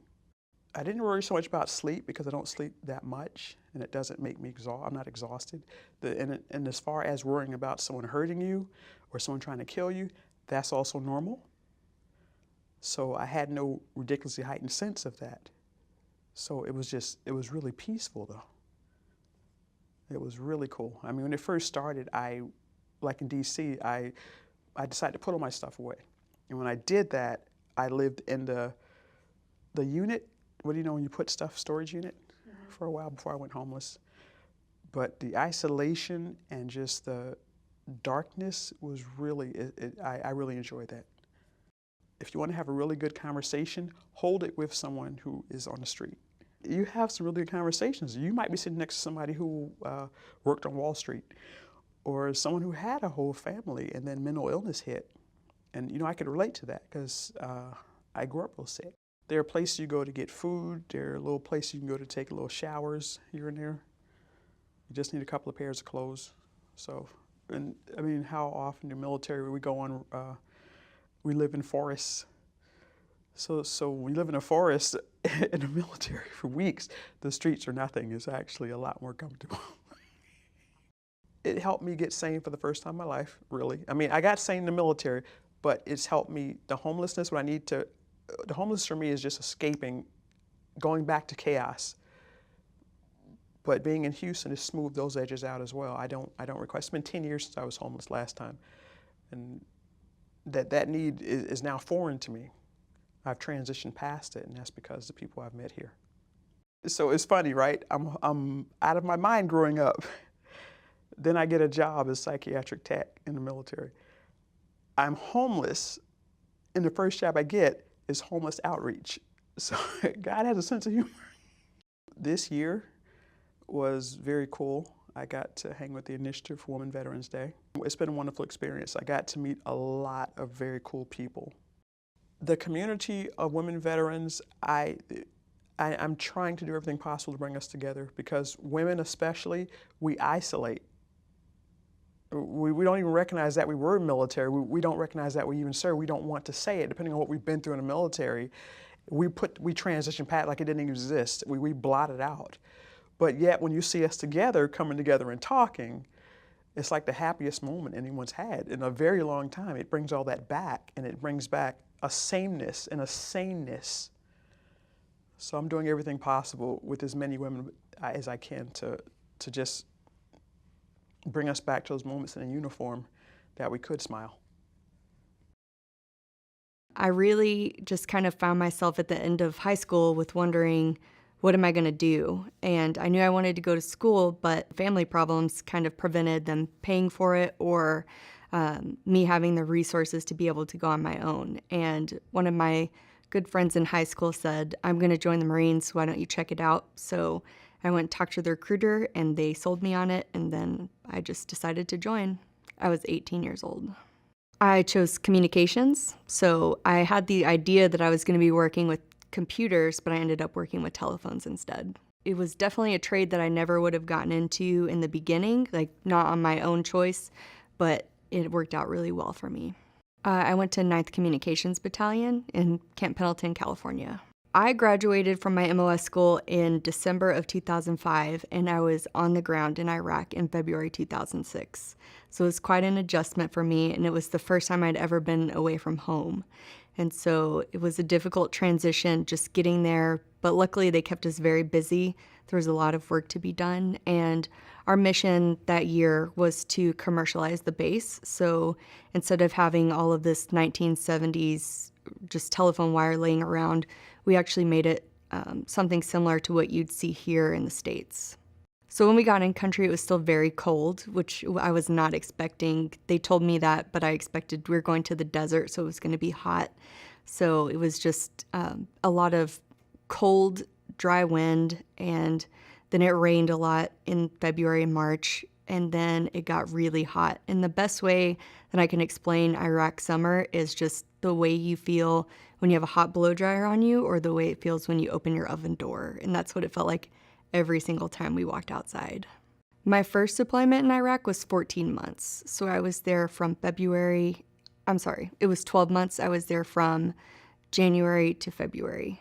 It wasn't very difficult, my first deployment, and I was lucky in the fact that although I was there for over a year, I did not have to see any kind of trauma. Of course, we were under stress a lot, but coming back, it was just, I had the same unit, and so was very supported by my friends and family. But the most difficult part of coming home was when I came home from leave, because my family was still expecting me to be the same 18-year-old kid that I was when I left. And obviously, there had been some things that changed during that time. When I joined the Marines, I wasn't very mature. And so going overseas and working the hardest I've ever worked in my life and being responsible for other people's lives really made a difference in mine. When I was in the field one day with one of my companies getting ready to deploy for our second deployment, my first sergeant asked me, "Are you in school?" And I said, "No." And she asked why. And I told her because I didn't have time. And so she was like, "Well, what are you doing right now?" And she was like, "You could be working on your schoolwork right now." So she really encouraged me to get into school, and I got started with my bachelor's degree online, and I stuck with that. And after I got hurt and ended up going to a non-deployable unit, it gave me the opportunity to finish my degree. And when I finished my degree, I was at graduation in Washington, D.C., and the first sergeant that had encouraged me to go to school was graduating with her master's that same day. So that was a very exciting opportunity. I studied psychology. I actually re-enlisted while I was in Iraq. I was one of those people who thought I was going to spend forever in the Marine Corps until they made me leave. And right after we got back from deployment, I hurt my ankle while I was running, and I subsequently had to have 5 surgeries while I was in the military. So they sent me to a non-deployable unit where I was able to teach Marines how to do their jobs. So I taught new Marines how to be switchboard operators and work the telecommunications systems. Teaching new Marines their jobs was a great experience for me. And one of the most interesting things is that I didn't realize how much it was going to be like teaching a person how to be a grown-up. When you think about it, these were 18-year-old kids that had lived with their parents most of their lives. So I found myself being not only a teacher in the MOS sense, but also a teacher on, how to do laundry and how to take care of finances and just how to navigate life. And that sense of purpose helped me a lot during the time that I was struggling with my injury. When I realized that my ankle wasn't going to get better, I really buckled down and worked hard to finish my school. So I was one of the few people who had the opportunity to complete my bachelor's degree before I got out of active duty. And that was quite an accomplishment for me, but it was fueled by knowing that I had to do something when I got out. I couldn't just stagnate. That's not me. When I was working at MCSS, which is the School for Communications in the Marines, I was dealing with some Marines that were getting separated for personality disorders or mental health issues or even physical issues, and just seeing the difficulty that they had dealing with not only what they were facing personally, but the transition out of the military really inspired me to work with them. I had an interesting experience with TAPS class and the different things they tell you before you get out. And so they were telling us how valuable we are, and we're military, and we're going to have no trouble getting a job, and it's going to be so easy for us. And I really bought into that, and I just never thought that failure was an option. And so when I got out and I started applying to jobs and doing different things, I quickly realized that it was not as they had told me, and it wasn't going to be as easy as they had made it seem. So ASSIST is a suicide prevention course that teaches you how to intervene with someone who's actively suicidal. So you take them from being actively suicidal to finding something to live for, and then getting them professional help. So every once in a while, a veteran will call us in crisis, and ASSIST has been very beneficial in getting them the resources and giving me the self-confidence to know that I can handle that situation and I know what to do if I ever have someone call with that. I didn't know that I was lost when I found the Lone Star Veterans Association, and I had this feeling of just being off, or that something was wrong with me, or that I was just angry all the time. And when I found people that were like me, that had some of the same things going on, it helped me to understand a little better. And once I could do that, and I understood what was going on with me, then I know that other veterans that are going through similar situations need the same kind of help. And I know how to help them because I was able to help myself. I served 8 years total in the military, 5 active, the rest in the reserves. I was a 31 Bravo military police. I was really a combat MP. I did two tours in Kosovo, 2000, 2002, and then I did a tour in Iraq from March of 03 to March of 04, so I was there for the invasion. I got out after my 8-year contract was up, mainly because I couldn't re-enlist because I was injured. I was waiting on a medical review board to get medically retired while I was going to college. And so after my contract ended, I couldn't go back in, so I've kind of just been fighting with the VA to get my disability raised, and I'm not 80%. And we want to be good people once we get out, and we just got to find a way to bridge that gap. I absolutely think that we do have to have our backs, each other's backs. You know, in the military, camaraderie is a huge thing. You become family with those that you serve with, whether in combat or not. You become close with those that you serve with. So, you know, when we get out, IGY 6, I got your 6. In fact, I have a tattoo of it because that is a huge belief of mine, because we have to be there for each other because we understand what we've been through, and there's no one better than ourselves and each other that can help each other out. So yeah, I'm all about having each other's back. Anyone I meet that's in the military, that I find out was in the military, I instantly think of them as a brother or sister. They're instantly my family because we have that common connection. I was younger, of course, and I was moving from Jamaica, and I just saw the commercial like most people, and I had left because there was some other stuff going on with my family, so I just left and went. And I enjoyed my time in the beginning. And then I was sexually assaulted, and then it was just tough. So I wasn't sure what to do. I was really confused when I was in there trying to get therapy and trying to get some help, and I didn't really get what I needed. So then I had to get out. You know, when you're in the military, you have a really good group of people. Like, you have like people that become your family, even though I had some shenanigans. You have a good group. And then when I got out, it was like the same problems that I left were still there when I came back. So it was kind of tough. I didn't have anyone help me with housing. I didn't have anyone help me with anything. My sexual assault, nothing. So I was just kind of fending on my own. I was homeless for a stint and sleeping in my car for another. So it was kind of tough. I was by myself a whole lot. Got really depressed and just tried to deal. Every day was a struggle. Even though, again, you've been sexually assaulted, that our survival rate is huge. People talk about, you know, people passing away and the suicide rate, but no one really talks about the survivors. And you have a lot of us here, and we do have a voice, and it matters. We matter to people, and it's not a sob story. Bad things happen to good people, but we're still really good people. So we need other people to care and just to take a moment to help someone else who might just be feeling like no one does. My name is Sandy, and I was in the Army for 11 years. I got out in January of 2013, and I was a truck driver in the Army and worked transportation. And when I transitioned, I thought that the transition was going to be easy, and soon found out that it was not, that civilian life tends to be a little bit complicated. And even though I got out as a staff sergeant, and a lot of people were like, oh, it's going to be easy for you to find a job. You're working on your bachelor's. I obtained my bachelor's in business to be able to do something that correlates, and I could lean back into my logistics work with the Army. But I found myself unemployed. I decided to move to Houston because of the generosity in Houston with the veterans community. And I moved here in December of 2015, and I started job searching, and it got rough. It was to the point where I was not even getting rejection emails, and it was overwhelming, and I needed help.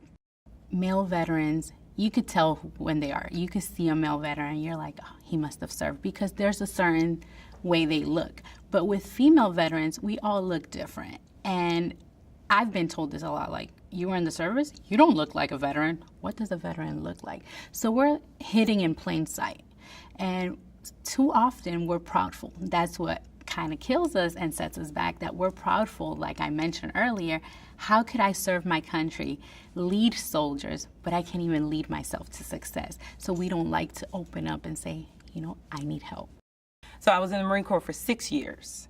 When I got out, I had children, I was married, and I thought, you know, I'm going to get my degree, because everybody's like, all you need is your degree, you got your military experience, and off you go. I'm from Illinois, and I lived in a small town called Carbondale, Illinois, and so I went back home and went to college. I got my degree in 3 years, and I figured combine that with my military experience, I would be good to go for a job right away. And that didn't happen. And so at the time, my children were young, and I actually had a son that had cancer at the time too as well. So I said, you know, I'm going to take this opportunity to raise my children, be there for my child. And so career was really on hold at that point. But then as my son, you know, he was in remission and things got better for us and my family, my marriage started to fall apart. And so it was just like, okay, I have to dig deep and figure out who I am, what do I want to do, and to be the best person that I can be for myself and my children. And the only time I can ever think of myself as the best person is when I was a Marine. That's when I'm like, Alicia, you're a 10. When you're a Marine, when you're in Marine Corps mode, you're a 10. And I wanted to feel that again. Accomplished and successful. I separated from the Marine Corps in 2005, and I did not move to Houston until 2012, not knowing at all what was available to me as a military veteran. I had no clue. Oftentimes when veterans are separated from the Marine Corps or the military in general, you think, oh, okay, check out, give me my stuff and my benefits, and I'm off. But there's a transition there that you don't receive. There's skills that you didn't obtain, and now you have to figure that out on your own. It wasn't what I expected, and it was hard, and I ended up separating from my now ex-husband, and so I was here by myself with 4 babies, and I didn't know what to do. And so my mom, she said, you know, you were in the Marine Corps, you're a Marine, what's going on? You know, you have a degree, you're accomplished, you're smart, you're intelligent, there's gotta be something there for you. She said, find the VA, find somebody to help you. And that's what I did. And once I got connected into the VA and I got my military ID and I started to come back alive again, I was still struggling with basic needs, housing, food, my electric bill. Any basic needs was a struggle for me. But before that, I needed a job. We are women, we're mothers, we're sisters, we're daughters, and we're veterans. So outside of just our jobs, you know, what you see on the front, there's so much more that we have to be. Someone can call us and say, I need a friend right now. Someone can call us and say, I need a sister right now. Your husband can say, I need my wife right now. And then the military saying, I need you to serve us right now. So if you have all those different hats that you're wearing on a daily basis, when are you taking time for you? What do you need to do for yourself? And so camaraderie, it's like having that battle buddy, having someone there with you, because now you're not by yourself and you have someone kind of going side by side with you in your journey. When I was going through my journey, you know, 3 years ago and not knowing where I was, what I was going to do, what my purpose and passion was, and it was like, why am I going through this by myself? I landed at Dress for Success, and now I realize everything that I went through was for a reason. It was to come here and to bring more female veterans into our organization to say, somebody's got your back. We can support you. We're here for you, and we have resources that you never knew were available to you. And it's been so rewarding because I'll have veterans come up to me and they'll say, oh my gosh, thank you so much, because I didn't know this place was here. I didn't know somebody had been through the same thing I've been through. And it just really fills your cup. It really does, because you're making a difference every single day. I would have to say my upbringing was pretty typical as far as I was raised with my mom and my dad up until about 9th grade when they finally called it quits. We're 4 girls. I'm the second of the 4 of us. And it was more of, I can't believe it, our dad is leaving. So that was a really stressful time to see the dynamics of our family change, because our dad, if I had to say, he spent a lot of time with us. I was a bookworm, I have to say. I graduated second in my high school class, and I was a part of ROTC. I was in ROTC for 3 years. ROTC provided me structure that kind of left when my dad left. I knew I wanted to go to college, but my family paying for it was not something that they could do.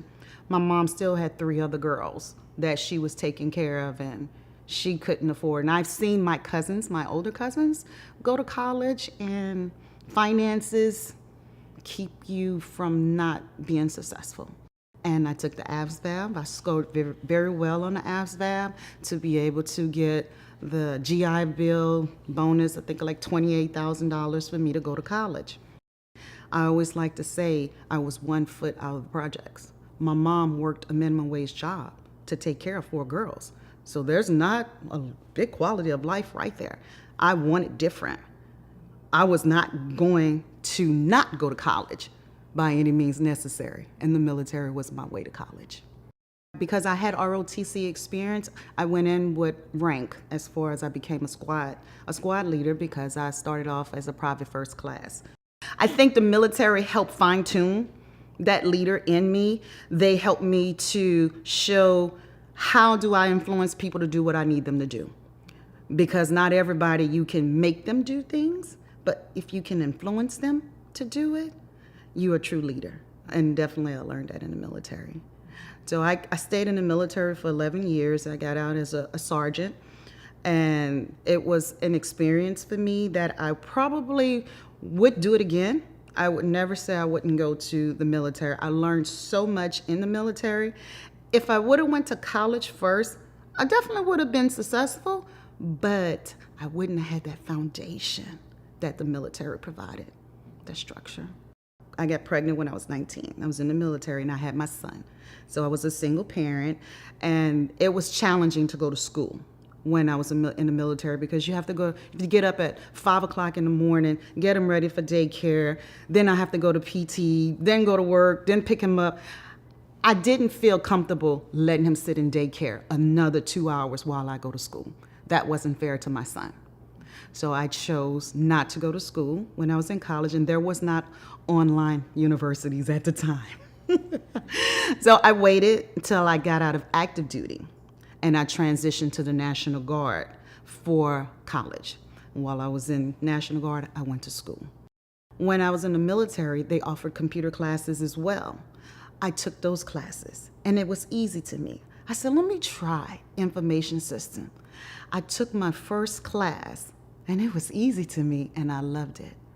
The logic of how to make things happen. I couldn't pass that up. I found what I wanted to do.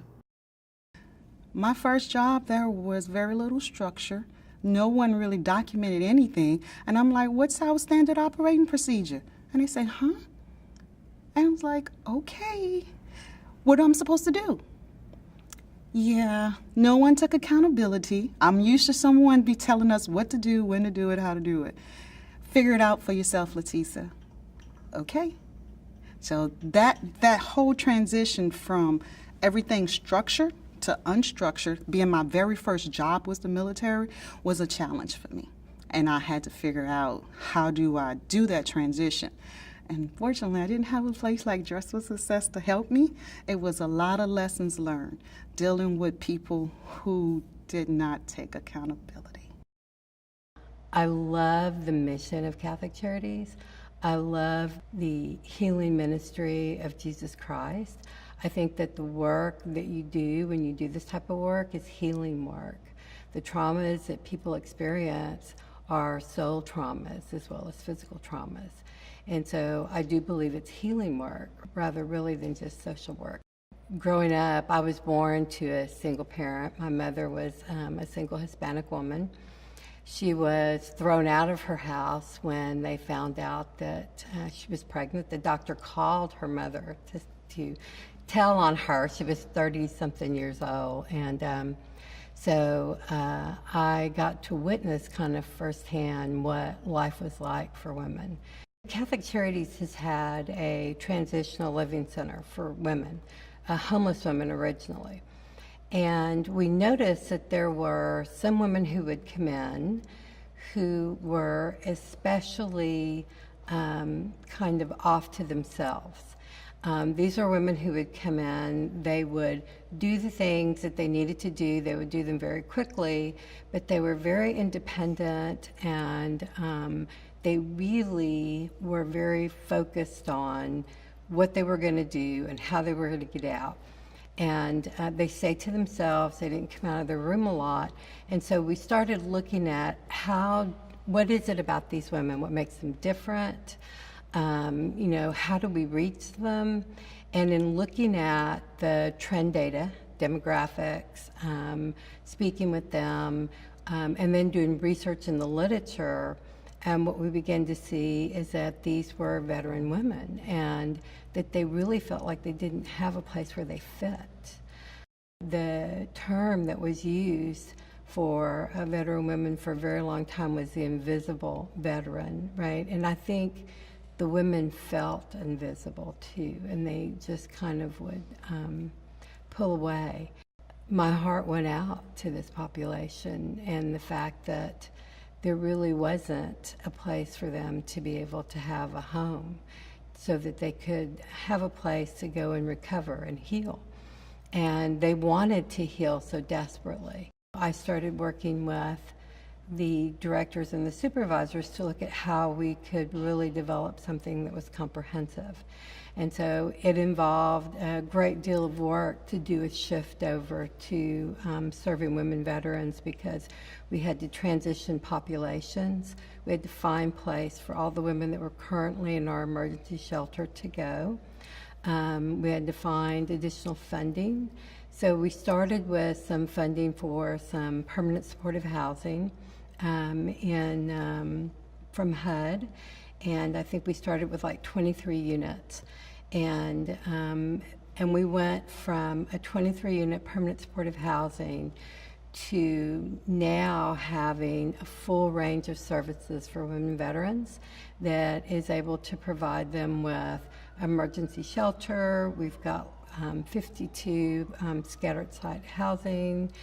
We have, rent, utilities, we provide counseling. So it's full wraparound services. We work with the kids as well as the mothers. And we also provide services in Galveston, Fort Bend, and Harris.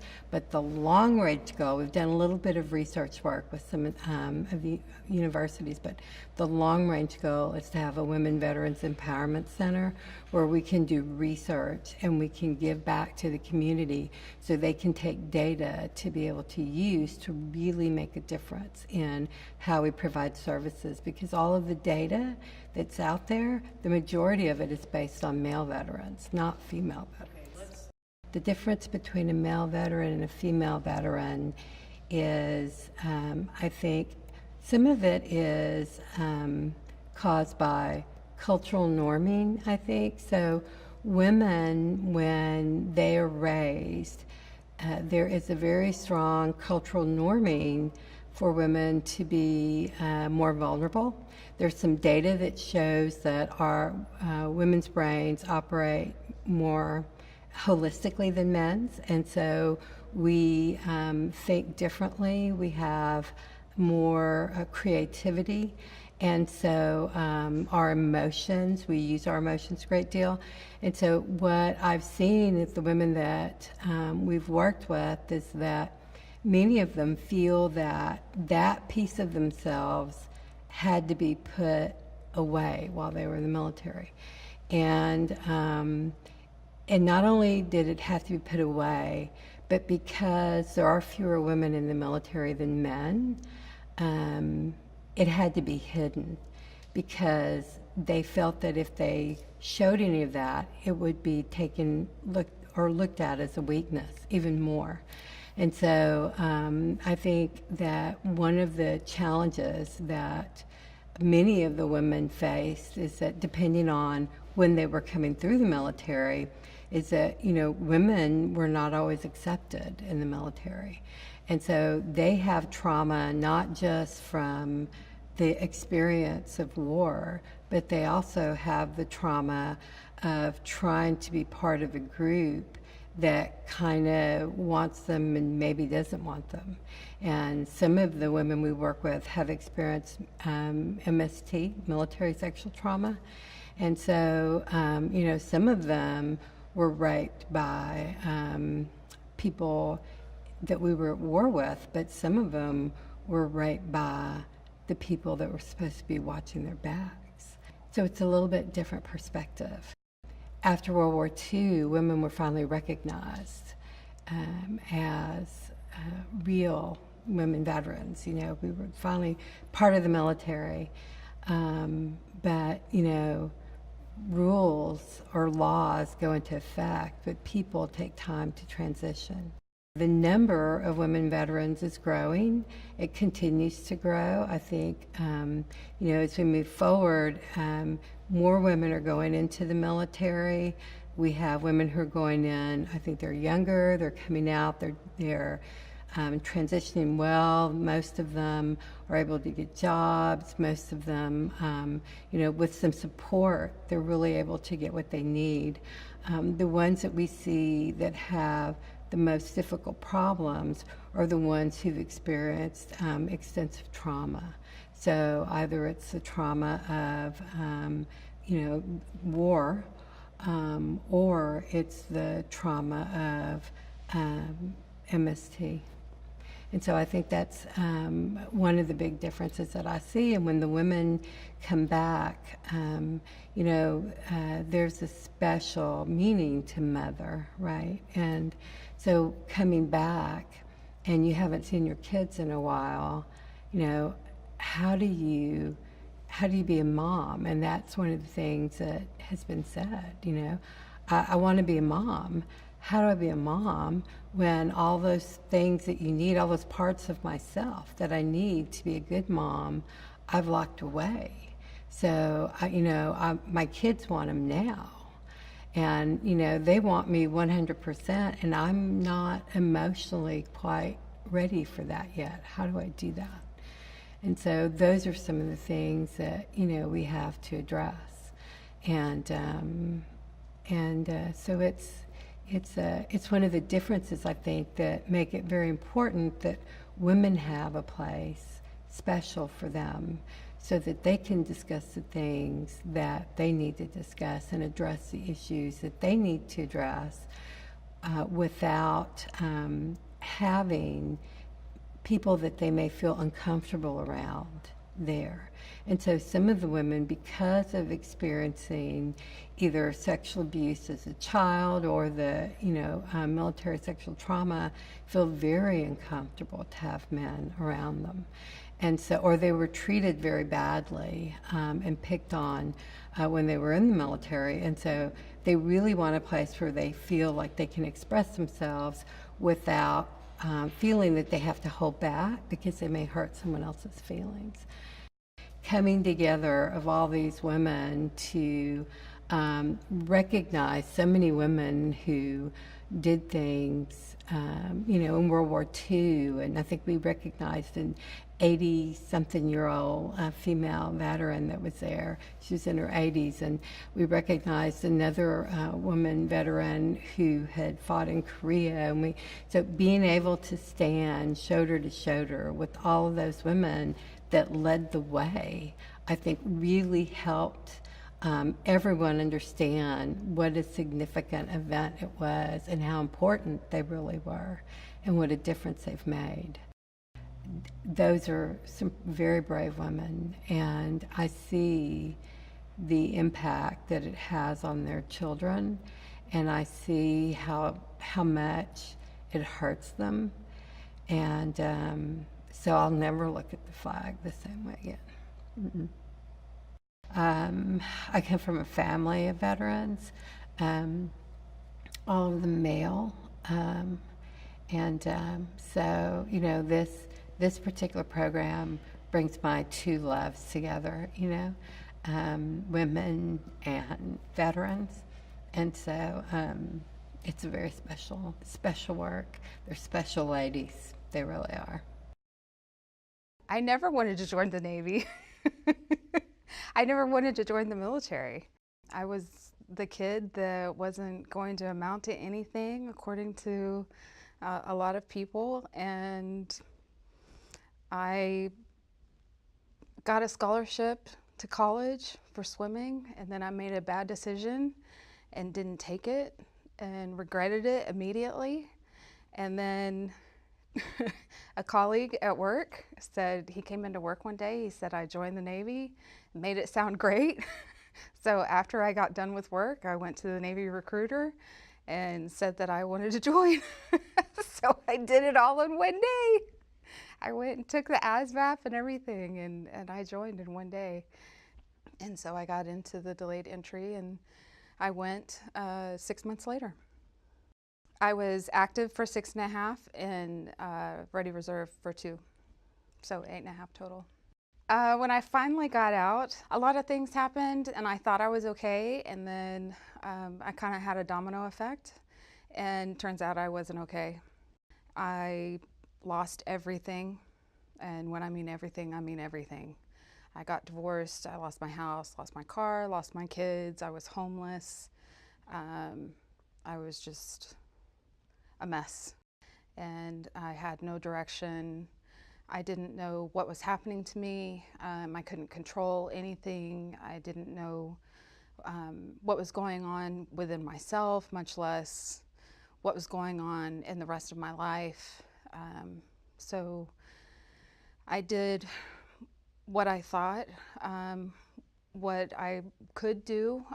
So I moved. That didn't work, so I moved again. And I kind of, you know, my story, I know my story now is not uncommon at all. And I ended up here in Houston. Rock bottom was when I lost my kids. I have severe PTSD, and a judge ruled me an imminent threat to my children because I have PTSD. For no other reason. No addictions, never been arrested, nothing else, just for mental health, and took my children away. That was rock bottom. I have extensive training in medicine and in medical background. So thankfully from the Navy. So I'm not dumb, thankfully. So I knew something wasn't right. I didn't know what it was, but I knew something wasn't right. And I'm pretty stubborn. So I knew that I had to do something. I just didn't know what it was. So I started to look for something. Somebody's got to know something. So I went to the VA. I started looking at this VA, and it just so happened that this VA has a program for women, women veterans with PTS called the WISER program. And because I literally had nothing, I was able to get into that program relatively quickly, and it was also still relatively new, so they were looking for people to fill up the spots. So I was able to get into that, and that was October of 2010. It was an inpatient program for 28 days, so it's a hardcore program. I believe 12 people went in, 12 ladies went in with me, and 3 of us came out. That tells you a little bit of the difficulty of it. That program changed my life. They were able to teach me things that I had no idea that I was missing. Simple coping mechanisms, simple coping tools, you know, things that you learn as a child even. You know, there is no quick fix. You have to put in the work, you know, and it's, you know, you have to, there's maintenance. There's maintenance for everything. So, you know, I continued to go to therapy. I did every single program that I could get into. So after years of therapy, I took an internship with the county for Homeland Security, because that's what I've been going to school for. And my voc rehab counselor, she called me one day and she said, hey, there's this great opportunity for AmeriCorps. It's with a female veterans program, and it was with Catholic Charities. And through Catholic Charities, we started doing events and partnering with Grace After Fire. And so I did my 1-year AmeriCorps programming with Catholic Charities, and then a position opened up with Grace After Fire. And so I applied for the position, and then I got the job, and that was almost 2.5 years ago. The first thing that I like to remind the ladies is that the very first thing is they're not alone. I try to break things down because they are in a crisis, and it's hard to look outside of where they are. So I try to make smaller pieces and help talk them through whatever emergency is happening for them right then. I let them know. I often tell them, and I share my story with them so that they know that it's not the end of the world what's happening to them right now. It's this amazing thing. I don't know what it is, but veterans find veterans. I take opportunities when they come. I reach out to women veterans. I connect.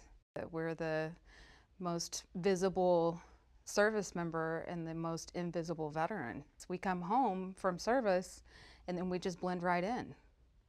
And I don't think that's the case anymore. I don't think we want that anymore. I don't like being overlooked, and I don't think other female veterans like being overlooked anymore, and I don't like being perceived as weak. You're looked on or portrayed as pitiful, you know, because other people told our stories. Well, now we're telling our stories, and we're strong and we're smart. No one's going to tell my story anymore. I think the more we identify, the more we support each other, and I think it's coming up really fast.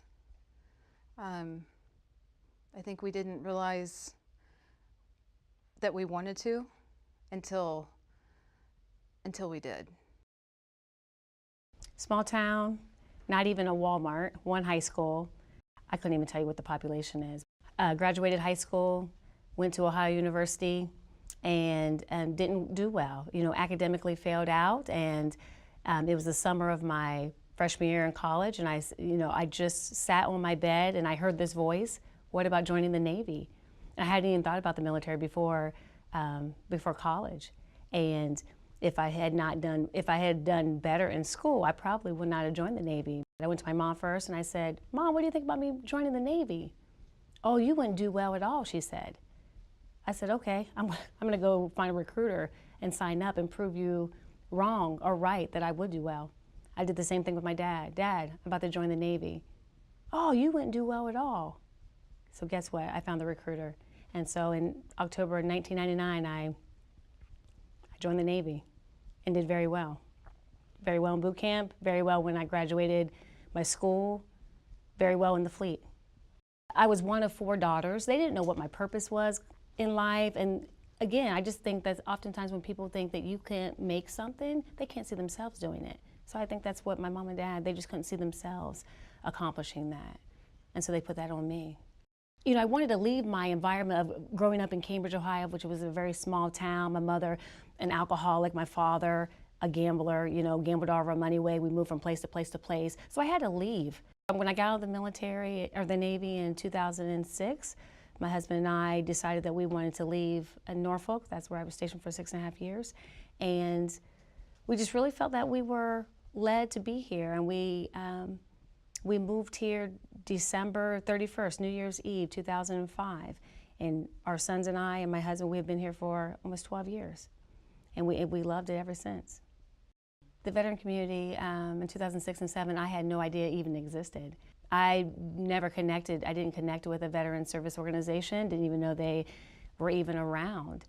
I was trying to find my way, and so I was a stay-at-home mom for a year, and then my husband said to me, Mia, you have to get a job. And I really didn't know where to look, but I went online and I applied to I actually applied on workintexas.com, and right after applying, putting my application on workintexas.com, I got a call from a lady from KinderCare Learning Centers. And I was thinking to myself, there is no way I am working in a child care. I'm a Navy veteran, I traveled the world, I was in public affairs, I wrote stories and did many interviews, and I'm not gonna work in a child care center.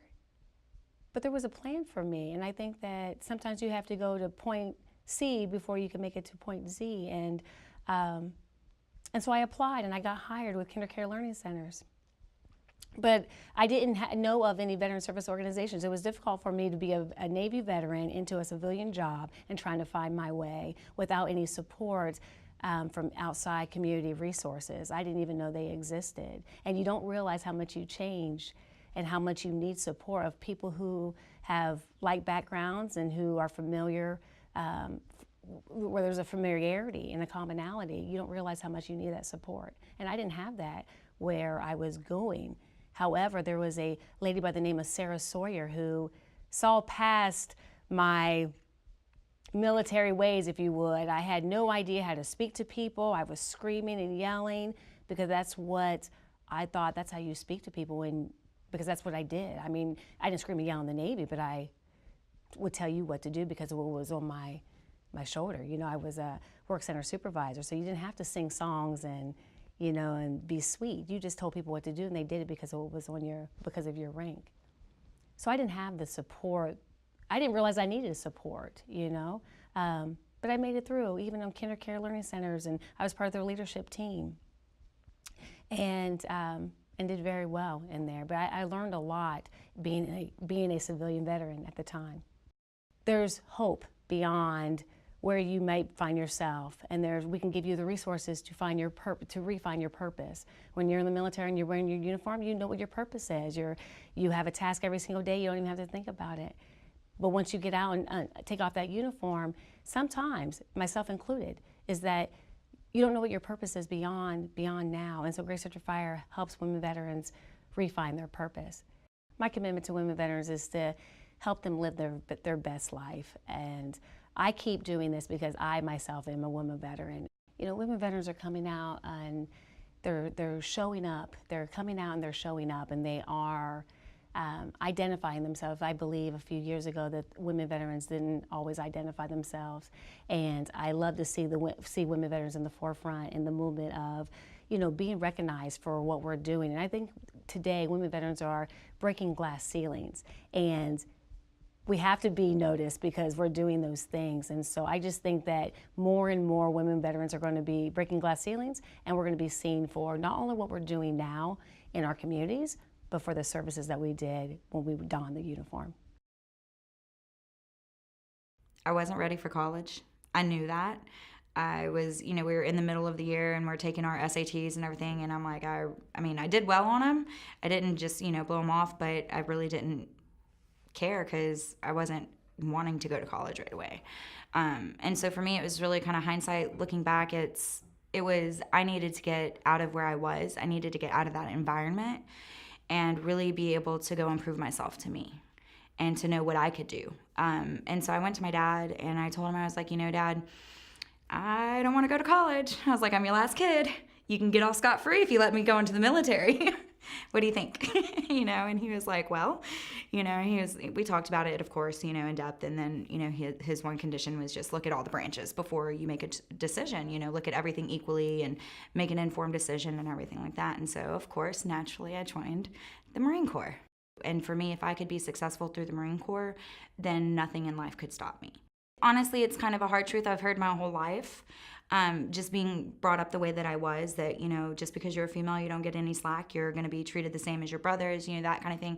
And through boot camp and things like that, one of the things that you got a lot of was, don't let your guard down, don't be, basically you have to be better, you have to be stronger, you have to go faster, you have to be smarter, so that you can earn your respect of your brothers, not only just because you're a Marine, but you also have to do a little bit more as a female so that you can, kind of, I guess, fit in's the wrong word. But I guess to assimilate, I don't know, that doesn't really make sense. Be accepted. Yeah, be accepted. You had to do more so that you could be, seen as getting a level of respect because you were actually, not viewed as just a woman. I would say the last 2.5 years of my time in, my body was failing me pretty miserably. It was really difficult because my command looked down on me for the things that my body did. And that was, it's still hard to deal with. Houston was home, and I was gone for about 10 years. Whenever I got back to Houston, it took me a good, I would say 5 or 6 years to actually even get connected with the veteran community. Like, just, you see the things for Wounded Warrior and things like that, and it was really difficult for me to find I finally found a church home, and that's where I got into their armed forces ministry, which led me to Grace After Fire. Life is gonna happen. There's gonna be ups and downs, and some of it's gonna make you sad, some of it's gonna make you mad. But, I mean, what are you really gonna do with that? Are you gonna hold on to that resentment, or wouldn't it be better just to smile and choose to be happy? You know, because happiness is a choice. It's not about your circumstances. You know, and that's, I wanna be able to have other people ask me why and be able to, you know, share some of my story with them, and maybe that'll help someone else. You know, maybe that'll make an impact. I'm really excited to be able to be a part of them. What I was doing with them is I've actually volunteered for the Table Talk Color Me Camo facilitation. So I facilitate the Table Talk Color Me Camo, which is basically, it's just talking about, you know, your experiences in and out of military, your experiences as a female in the military and with your family, and all the ins and outs that kind of surround our specific situation, right? Because it's not the same as the next woman that is not a military veteran. And so it's a little bit different. And it's nice to also be able to be where you can be with women that understand without you really having to go into too much detail. For me, individually, like, it's nice to know that I'm not alone in some of the ways that I feel or some of the ways that I think. When I'm with those women and when I'm in my group and we're talking, we're sharing things, that gives me comfort in knowing that I'm not by myself. That even though for a long time I really kind of felt like I was, that I didn't have anyone that would understand, you know, who I am or the way that I think, or, you know, those types of things. You know, you go into this group and it's like instant community again. It's like being right back in the court. You know, people know exactly what to, you know, kind of where you're at and where you're coming from at all times. So you don't really have to explain much. It's just easy to be together and enjoy. What took you so long? Oh gosh, tell me about it, right? Seriously, because ever since I got back, I've really been looking. I really have. And then, like, whenever in January, when I was able to get back in touch with Grace After Fire, and I actually came in and found out about Combined Arms, and now I'm like a mouthpiece for them. I'm like, everybody I meet, when I go to the VA, I'm like, have you signed up with Combined Arms yet? If not, you need to do it right here. You can do it right here from my phone. Or you can take this, you know, and I'm like, you need to get plugged into them, because there's so many opportunities through the different organizations here that I mean, it's amazing that we have that here in Houston. And it blows my mind, because there's so many other cities, and I'm very thankful for living here because of what the city does for our vets, and because of everything that they put together for us, the way that they treat us. I mean, it's just, Houston is the place to be if you're a veteran. I wish that women veterans were more prominent, not necessarily more prominent, but would speak up more about who they are, because a lot of women veterans really won't say anything unless they're directly asked. It's a little difficult to get the engagement because of the different eras that have been served in across the board.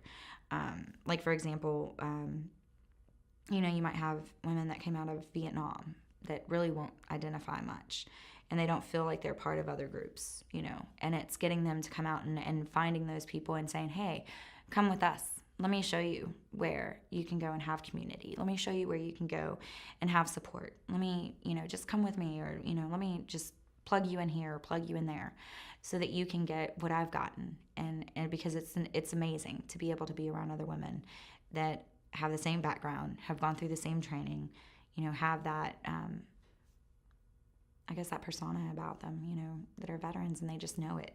It's just a piece being around other women veterans that I want to share with all of them, you know, because it really has helped me a lot.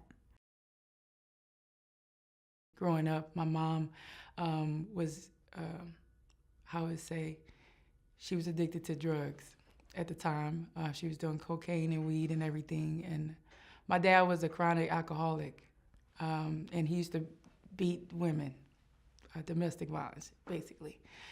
And I always was fighting to get out of that environment. I knew that there was something greater for me. I knew there was something outside of that small wall of my city. And so I just said, I'm gonna create a different life. I grew up in well, we have wards in New Orleans. It's called Third Ward. Well, I call it Zion City. It's a small area close to uptown New Orleans. That's where I was raised.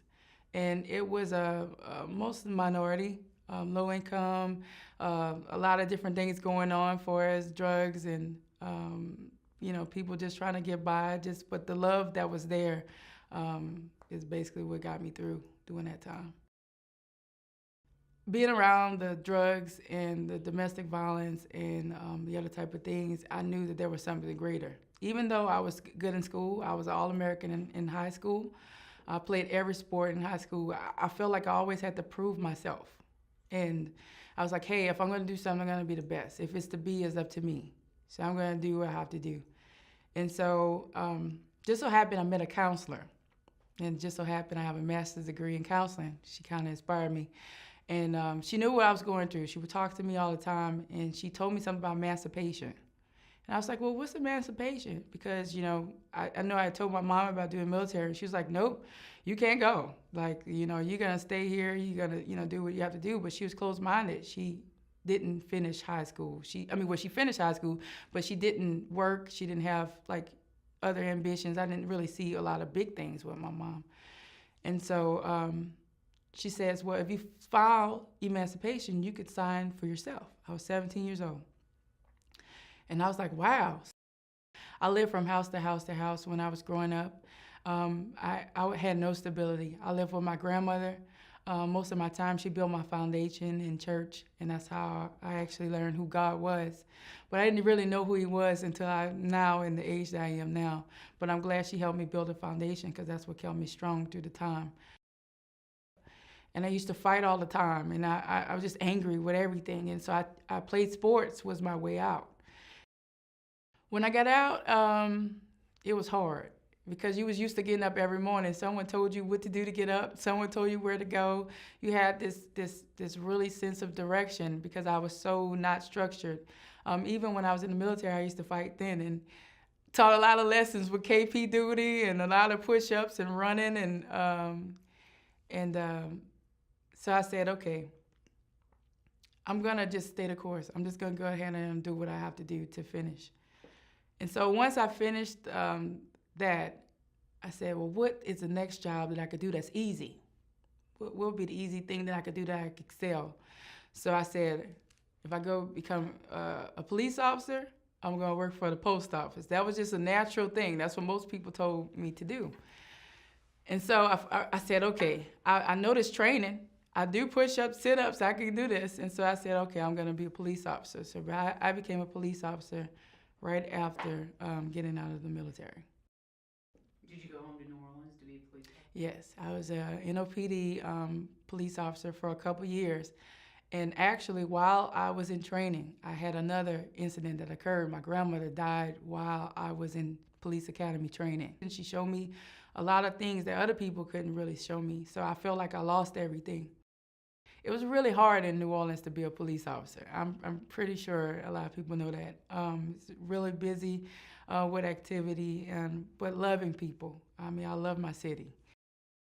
The fire, grace after fire. So she gave me the information, and I called, and I immediately felt like this is where I was needing to be. I had been through 15 different organizations as a veteran. I lived at the YWCA shelter in Fort Worth when I first got evicted in 2014 when I lost my job. So I had so many different organizations that I went through, but when I came here, just the love that I received immediately. There was something about like when you talk to a person and you could just feel the love. And she constantly stayed on the phone with me. She said, I'm going to help you. And that just gave me the hope. Like, I knew at that point, I felt it. And I didn't know anything about her story or no one else's story, but I learned over time, all the organizations that I went to, somebody had a story. Catholic Charities, Salvation Army, all of them have helped me. Long story. I could write a book on how to survive as a veteran. But Grace After Fire has been true to my heart because I found hope when I didn't feel like things were going to actually go the way that I need to. I don't believe that anything that's happened to me has been by chance. And all of the things is really been the test. I don't believe that anything that's happened to me has been by chance. And all of the things is really been the test for here today. I pray for this situation today. When I met Tanner, I said, I would love to be a platform so I can tell people what I've been through, to show other veterans or other women that there is hope.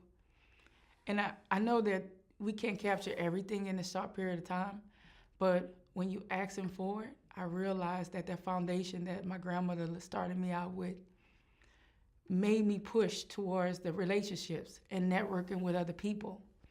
And now that I see, by being in the military, going through and persevering, that there's other women that I feel that I could help through Grace After Fire, because the little bit of hope that they gave me, I think that I would be able to be resourceful in helping them. But I realized that God says, be still, because I've been trying to get stability in my life for a long time. I moved around a whole lot. I've been through a whole lot. I've seen a whole lot. But God has put favor in an organization. Like, you never know who's going to help you. You never know who's going to reach their hand out to touch you. You never know that you might meet a person and they say, well, hey, I see you shining. I see the light that you have. There is hope. Words can't express what I've been through this last year. I feel like this last opportunity that I've had has helped me to propel me to do my best work. The new chapters of my life, to honoring the other veterans and people through what's happened to me, to let them know that there is a God, that there is help, there is people that want to help you. And a lot of times when you're going through, you feel pride. See, when you was in the military, you learn to have pride. You learn that you have to be tough. And there was some times you could cry, that you had to just persevere. And I think what switched me to the Army, and the reason why I wanted to do the Army, first of all, I had a family member that was in the military. And I see him do great, but you used to always see these commercials say, be all you can be. And I just know the rest of my life is going to be being all I can be, because he got some great things in store for me beyond this today. I think they're extraordinary. I think they're phenomenal. I think that they're powerful, and they're strong, because I've listened to a lot of stories, like I said, by going through all the organizations as well as Grace After Fire. The time that I was coming to get closed, there was veterans that's outside that we talked and we shared our stories. And just to see veterans constantly persevere, it's just amazing. Like, you feel like you're the only one. You feel like you're the only person that's going through, and you're not. And as long as we band together and put our hands together and figure out like how to help each other, we will. And we'll keep doing what we need to do to show other people how strong you need to be. Being a part of the military, I would say that it's been the best decision I ever made in my life. It saved my life, actually. I could have been into, I could have been on drugs. I could have been, suffering, domestic violence. I could have been not even worried about pursuing anything better in my life. But by taking chances, the military actually showed me that, moving from this post to this post, we don't look at it at that time. We don't look at the times where we've done, when you're sitting doing KP duty, or you're doing, I was in a communications unit. Even though I was supply, I was in the communications unit. And we used to go to the field all the time. And you couldn't take baths for like a week. And you couldn't, you had to like survive and dig foxholes and stuff like that. And you never thought that all the things that you were doing was preparing you for life. It was actually showing you that that you have to go overcome. All of that. I mean, you preparing for battle. It's called training. You're in it. And that's what I think we all have in common. The Navy, Army, Air Force, we all have this training. We all have this code. We all have this work ethic, this hard work ethic that we have, the love that we share for each other. That's what I think that's great about being a Houston veteran, New Orleans veteran, just a veteran in itself. Well, first of all, my recruiter totally, he didn't set me up. He told me everything, but what he did tell me was, if you don't make it through boot camp, I'm never putting another female in. I happened to be his first female, and he was a grunt in the Marine Corps. So back then, you know, women weren't really necessarily the best gender to put in, but that challenge kind of is what drove me through boot camp. At that time, again, it was not fully acceptable for women Marines. There was still the divide. There still is a divide. They're closing that gap more and more, even now 20 years later. I specifically remember, though, one drill instructor. We were all sitting down in a class, and she said it was a super high percentage. I want to say it was like 75 or 80% of the platoon, actually the series that we were in, was going to end up married, pregnant, or something else prior to our first enlistment. And I remember specifically, like they were pounding it in our head. And I remember specifically, I will not be one of those female Marines. In the Marine Corps, I was a motor transport operator, and I drove a 22.5-ton LVS truck, sometimes tandem tow. We were vehicle carriers, personnel carriers, whatever we needed to move, we moved. There wasn't a whole lot of us females. There were probably a handful in comparison to the hundreds of male Marines that we had by our side. That was still an MOS that wasn't really excited about having females. It's hard labor. Busting down tires, lifting objects, ratcheting down chains to hold heavy equipment. These are all the things that you had to be pretty strong to, do. So there was a few females, but I did get injured. So at that point, I couldn't work in the motor pool anymore. So I OJT'd into legal and administrative side of the house. So my ex-husband was actually my abuser in the Marine Corps back in Okinawa, Japan. And at that time, I was too young. I was underage, couldn't report anything. And at that point in my life, just being young, naive, immature, the whole feel sorry for me, but this is all I know kind of philosophy is kind of what I lived on for years. So it was basically 17 years of hell that I lived, just because I lived with this doubt and this secret that I couldn't really tell. I didn't know who to tell. And at that time, if you told, it wasn't really, it was frowned upon. I would have been, looked at in a certain light, whereas, it was not really anything that I did personally. But yeah. So the proceedings started from like 13 to 2014, and then ultimately ending with the assault that happened in 2014.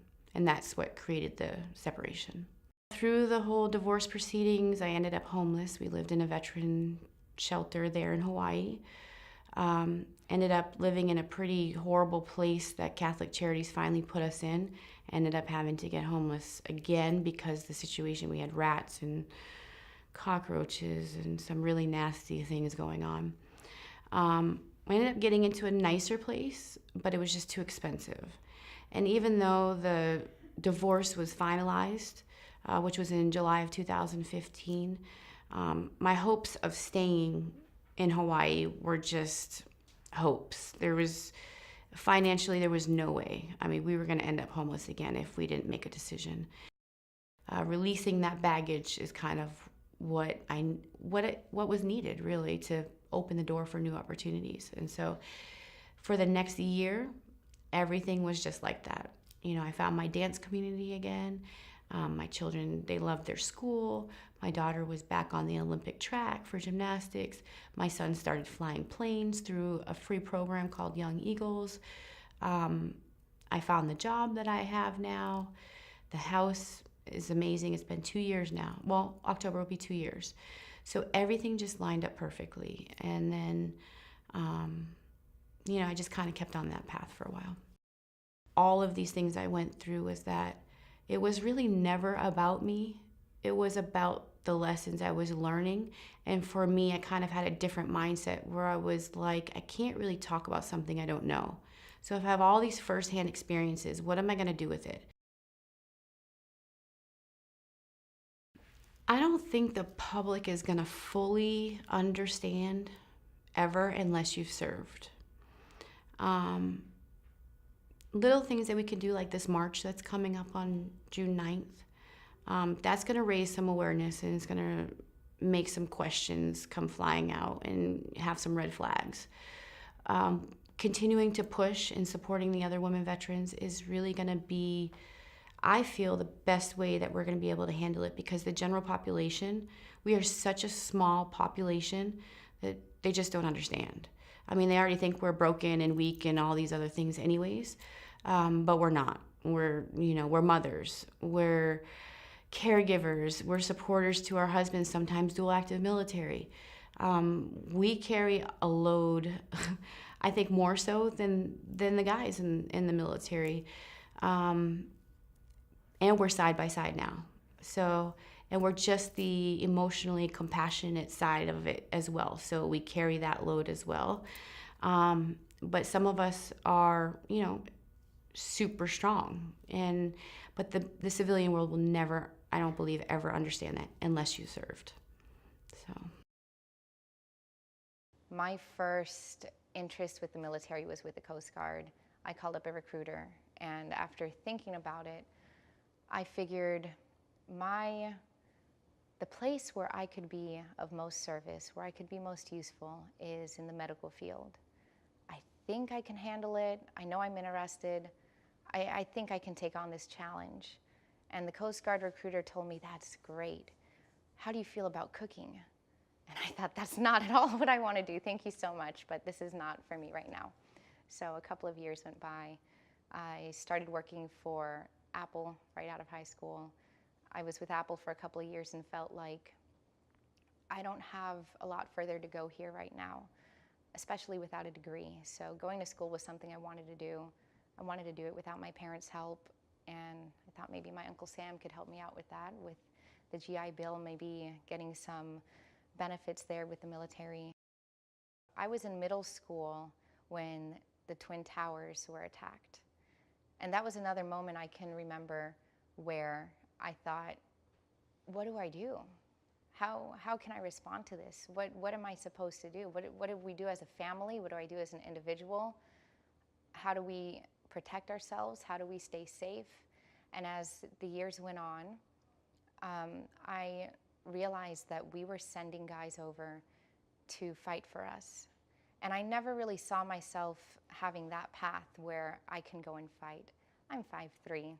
I'm not a very strong lady, and I just never related to that area. But I thought for those that are going over there and are finding themselves in firefights, they're finding injuries, they're getting hurt protecting us, I need to help them. A buddy of mine had just joined the Army through the Florida National Guard.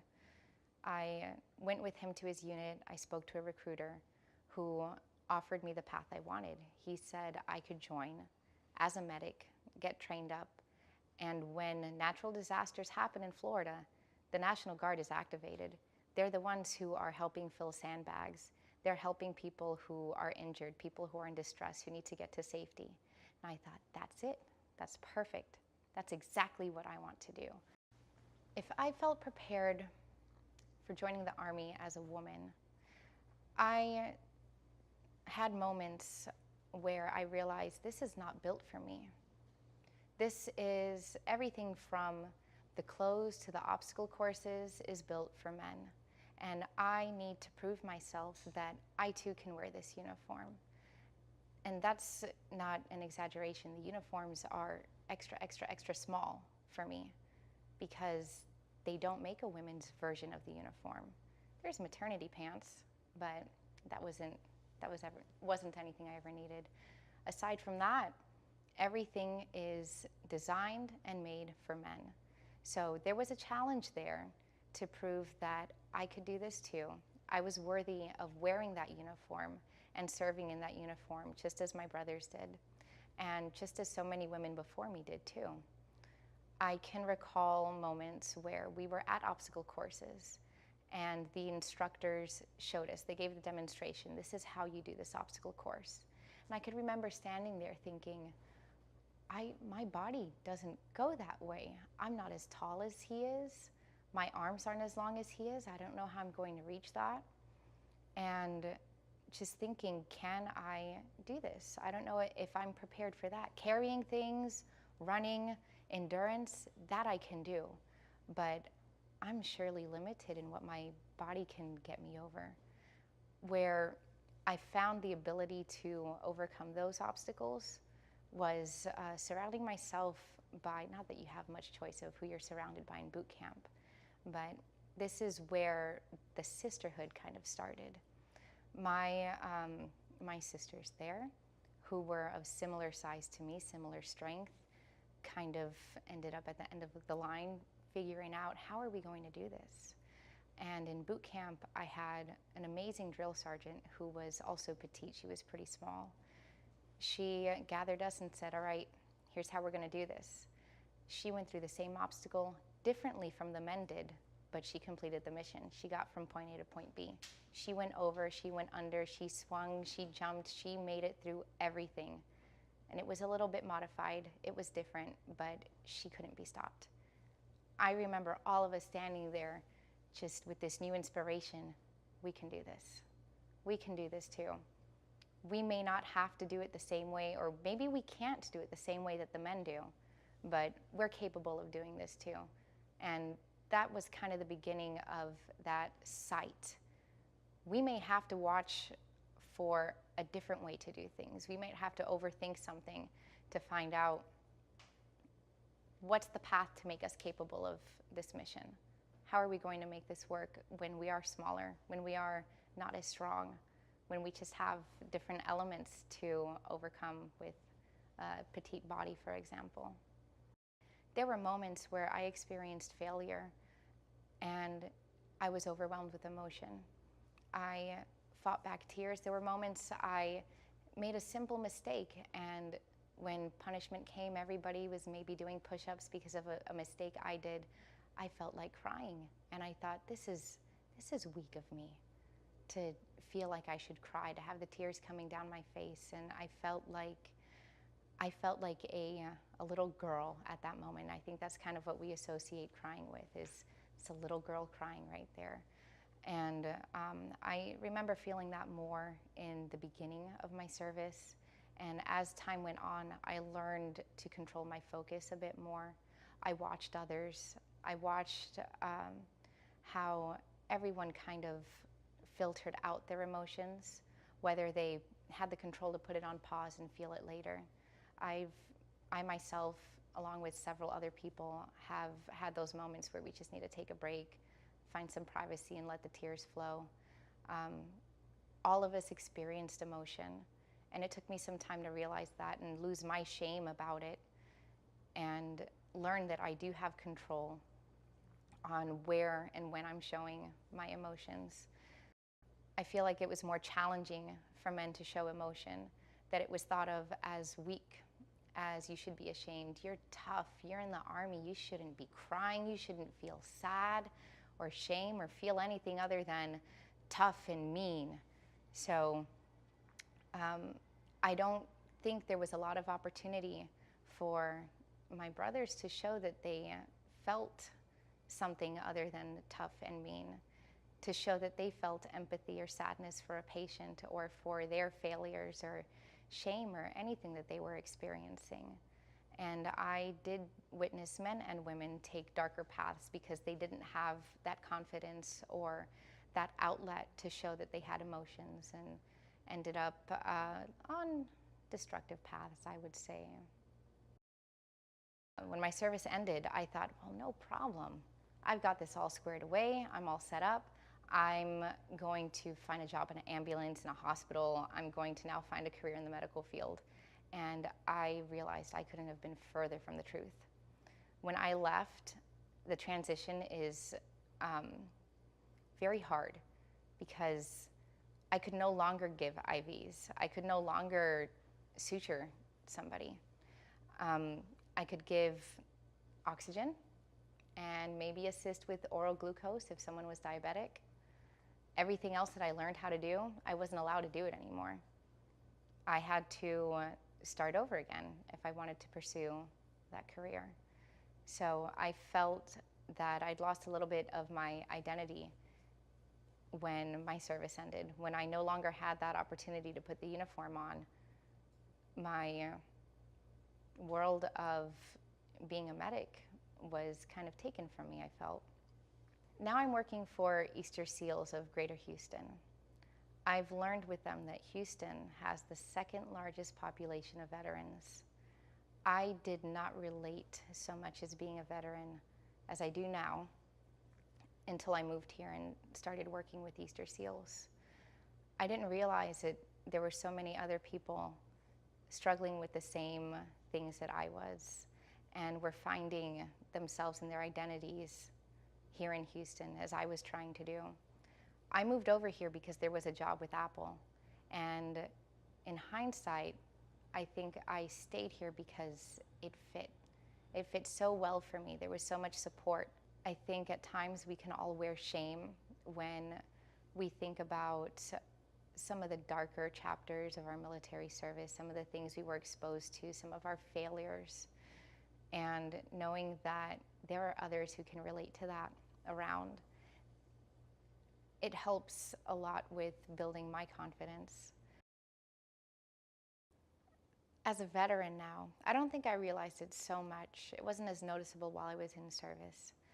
But as a veteran, I have lost count of how many times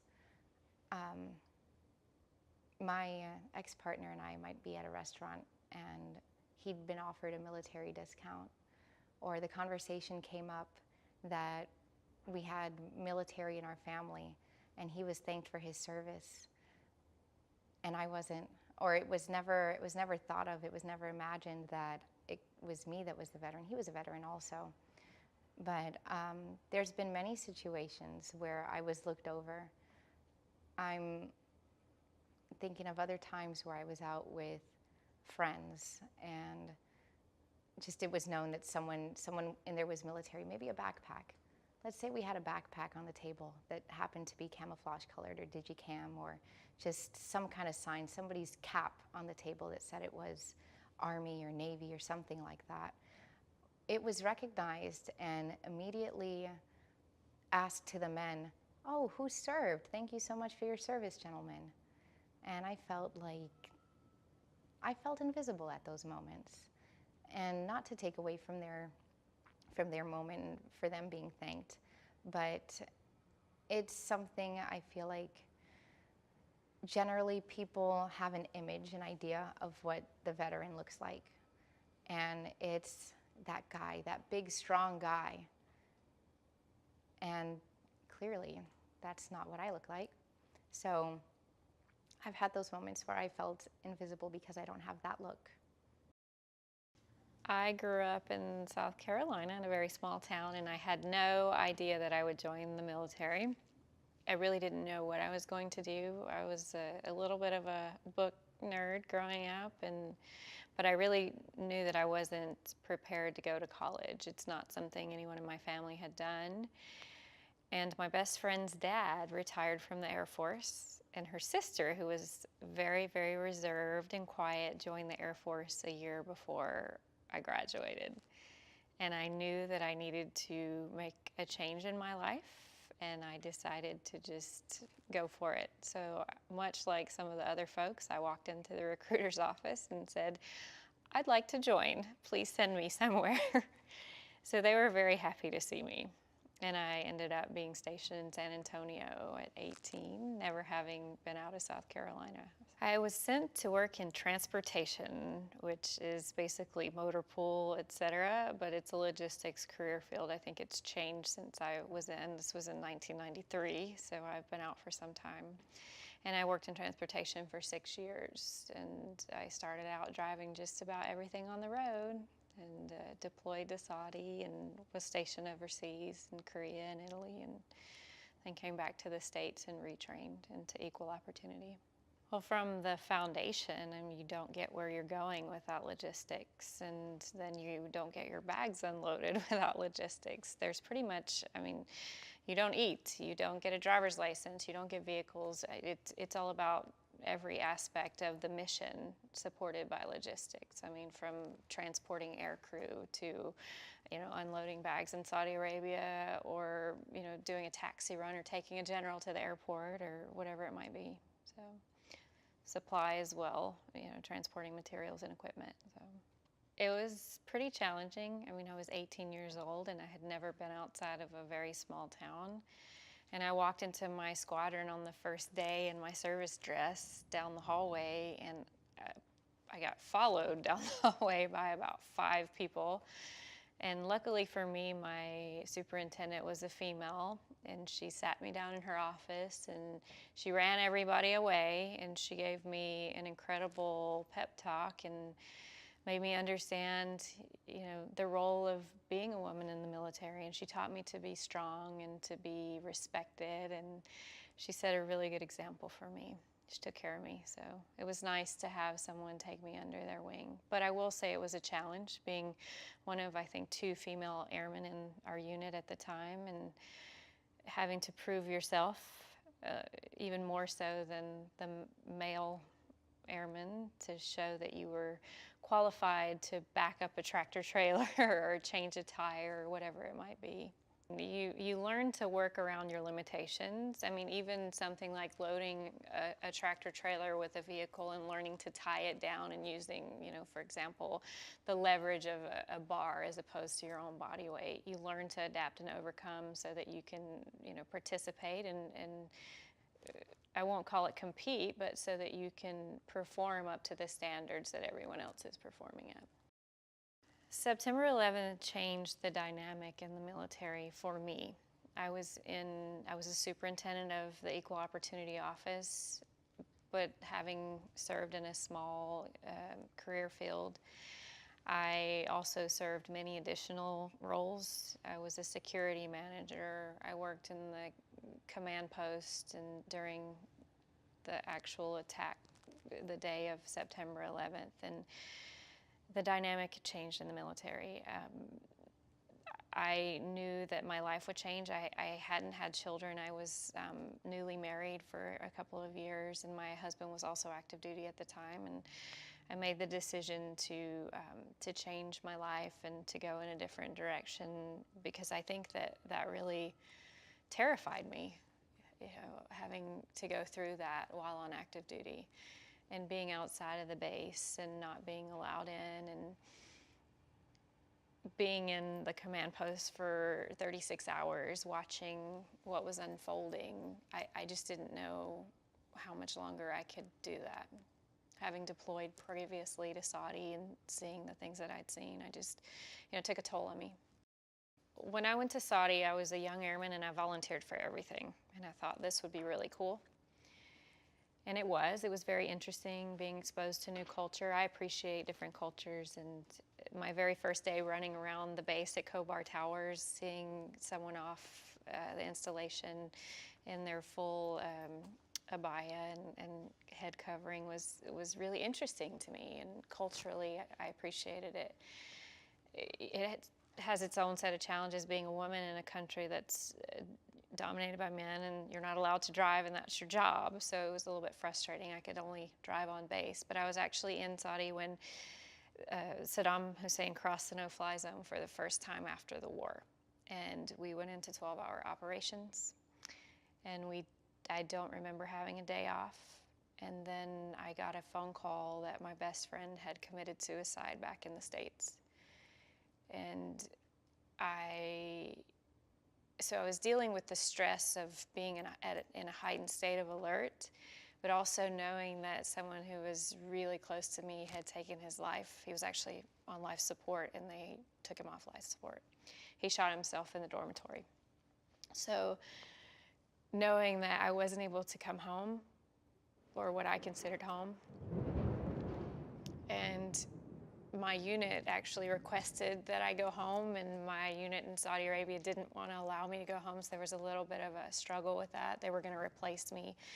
And so by the time I did get back to the States a few months later, after having worked, and immediately going into that state of high alert and working in 24-hour operations, and then dealing with a stressful situation, and coming back and having your whole unit having processed that, but you're late to the game and trying to figure out what happened. And my dormitory room was right next door, and trying to process that. And as someone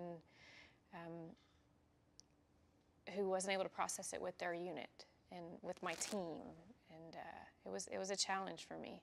And I felt much like someone else said earlier, I think, is that I was alone. Even though I was back with my team and my family, my military family, I felt very much alone. I did not reach out to the veteran community until about a year ago. I moved up to Houston, and the past 4 years of my life have been just incredibly confusing, just a bunch of turmoil.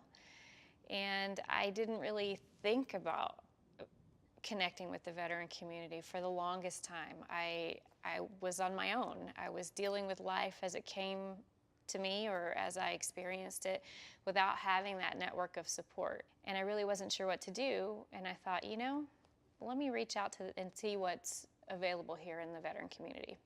And I found Toastmasters at Combined Arms, because I thought, well, I can start by developing my public speaking skills. I've always wanted to attend Toastmasters, and here's the perfect opportunity. So I attended my first Toastmasters meeting about a little over a year ago, right before Harvey, about 2 months before Harvey. And I connected with this amazing group of people that I had no idea existed. And from there, it led to connections with The Mission Continues, with all of these other amazing organizations and opportunities that I just had no idea were available to me here in Houston. Well, we're complicated beings, and our lives are, they're made of so many different areas. And, I'm a therapist, so I look at it from a very broad perspective. But I think, we have this part of ourselves that is spiritual. We have this part of ourselves that's physical. And then, we often don't think about that emotional side. And I think a lot of us are dealing with some, with issues and with life challenges. And I think that's an area of connection for us. And I think if we can tap into the humanity of it and realize that we're all complicated. Nothing is as simple as we think it is. But there are often many more shared attributes than there are differences between us. So. What is it about art that makes it so therapeutic? Is there something in the head that goes on? You as a therapist, how do you look at this? Well, I look at it not from a therapy perspective, because I'm a different kind of therapist, but I look at it as sort of a healing process. But I will say that the history of my profession goes back to the military. And individuals coming back from World War I were given tasks to complete, and many of those tasks were arts and crafts, and that's the foundation of my occupation, if you will. And the completion of that task, if you look at it from just purely the physical part, it's a sense of satisfaction in completing a task. But the emotional component of that is seeing your creativity in action, is seeing this finished product. But then it's also the appreciation from others of that product. And I think that's what's really interesting. We've had individuals who have painted things, painted paintings for the first time, talk about that feeling of putting their art on display and the interesting responses that they receive from others. And that's really where they find themselves. It's a different feeling for them, and it's a feeling of satisfaction. and it really is fulfilling. And I think it provides healing, and it's, it makes them feel good about themselves again.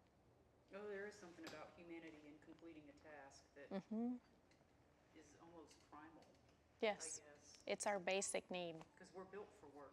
Yes, we are. In all honesty. Yeah. I have a book over there about that, actually. We are built for work. I mean, our bodies are built for movement. Our minds are built to think and to create. And if we're doing that, then we're doing what we're supposed to be doing. And when we are not doing that, then we have that void in our lives. And a lot of times that's when all of that, that trauma or that stress tends to just cycle in our lives. And until we can bring positivity to it and do the things that make us feel good and that we're made to do, then it's often hard for us to get past that. How have you, just in the short time that you've been involved, how have you seen this change lives already? I mean, take Michael just for example. I mean, how have you been sitting back and kind of watching this transformation in a kind of clinical way? I mean, Actually, yes. It was interesting for me to observe every single one of these interviews today, because when we met, I saw Michael as he was with this idea and this project that he had started, but I've seen him even in the past 6 months change as a person and become more positive, and I've seen the purpose-driven life that he has now, and the same for me. It's done wonders for me as well. I mean, I was coming out of a career, and I still am a therapist. I just changed my perspective a little bit. I see adult patients now in a different setting, but for me, it gave me purpose too. I found a passion in what I was doing, and that maybe wasn't there a year ago.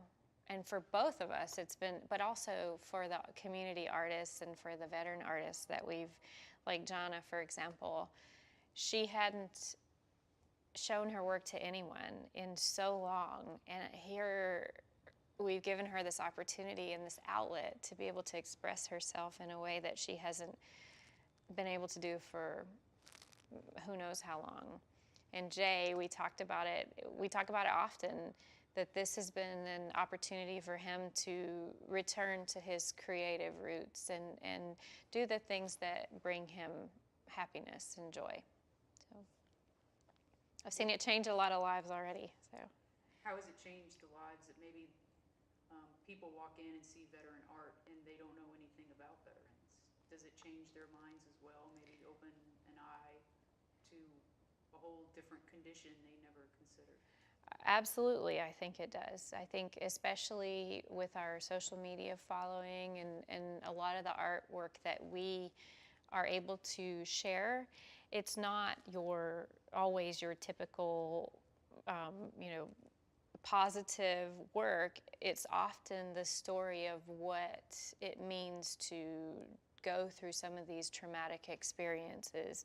And I think often as a society, when we have a combat or a war going on, we recognize and we honor the individuals who serve, but we don't always get to see the impact of that through the eyes of the veteran who's experienced it. And I think that's really powerful. What do you hope to see come about from all of this? I hope to be able to allow veterans an opportunity to gain a skill, but also to be able to express themselves and to grow and to have a little bit of healing that goes along with the artistic process. But my ultimate goal is that we give back to the community. And I think Michael touched on it, that we want those individuals who complete our program to come back and to be able to teach other veterans. But also we want to be able to take our program and give back to our community. At the end of each of our classes, we'd like to be able to say, hey, here in this community, we're going to paint a mural, or in this community, we're going to do this for your organization, so that we can show the community what we are about as warriors in art, but also what we're willing to give to the Houston community and beyond. We hope that it grows beyond Houston and that we can make Warriors in Art a household name. Well, I think that my initial story of walking in and being one of the few women in the organization was pretty impactful. I mean, my very first day of my new duty station, I was like, wow, this is just overwhelming. But then also throughout numerous experiences throughout my career, having to prove myself and being questioned as to whether I got a job because of the way I look, but more recently as a veteran, you know, going to the VA hospital, and my biggest issue is valet parking. So when I pull up to the valet, I have disabled vet plates on my vehicle, and every single time I've been asked to show my ID. And I always observe this to see if they ask the person in front of me or the person behind me, and they never do. So I've learned, you know, I've had to temper it, but I've learned to challenge them, and they do not like it. But also the care that you get as a female veteran, and just being in that facility, I think almost puts me on edge because of the fact that I don't look like a veteran. And I mean, someone even said that to me today, which is interesting. So what does a veteran look like? Exactly. I actually did a speech at Toastmasters about the demographics in the military as far as women veterans are concerned. If you do a Google search of women veterans, actually, excuse me, of veterans, if you do a Google search of veterans, it's very rare that you will see a female veteran pulled up, because that's not our idea of what a veteran looks like. I mean, we talked about it before, it's a stereotype. And if you Google women veterans, you're not going to come up with someone who looks like me or you typically. So it's interesting, but it's one of the largest growing demographics in the military or in the veteran community.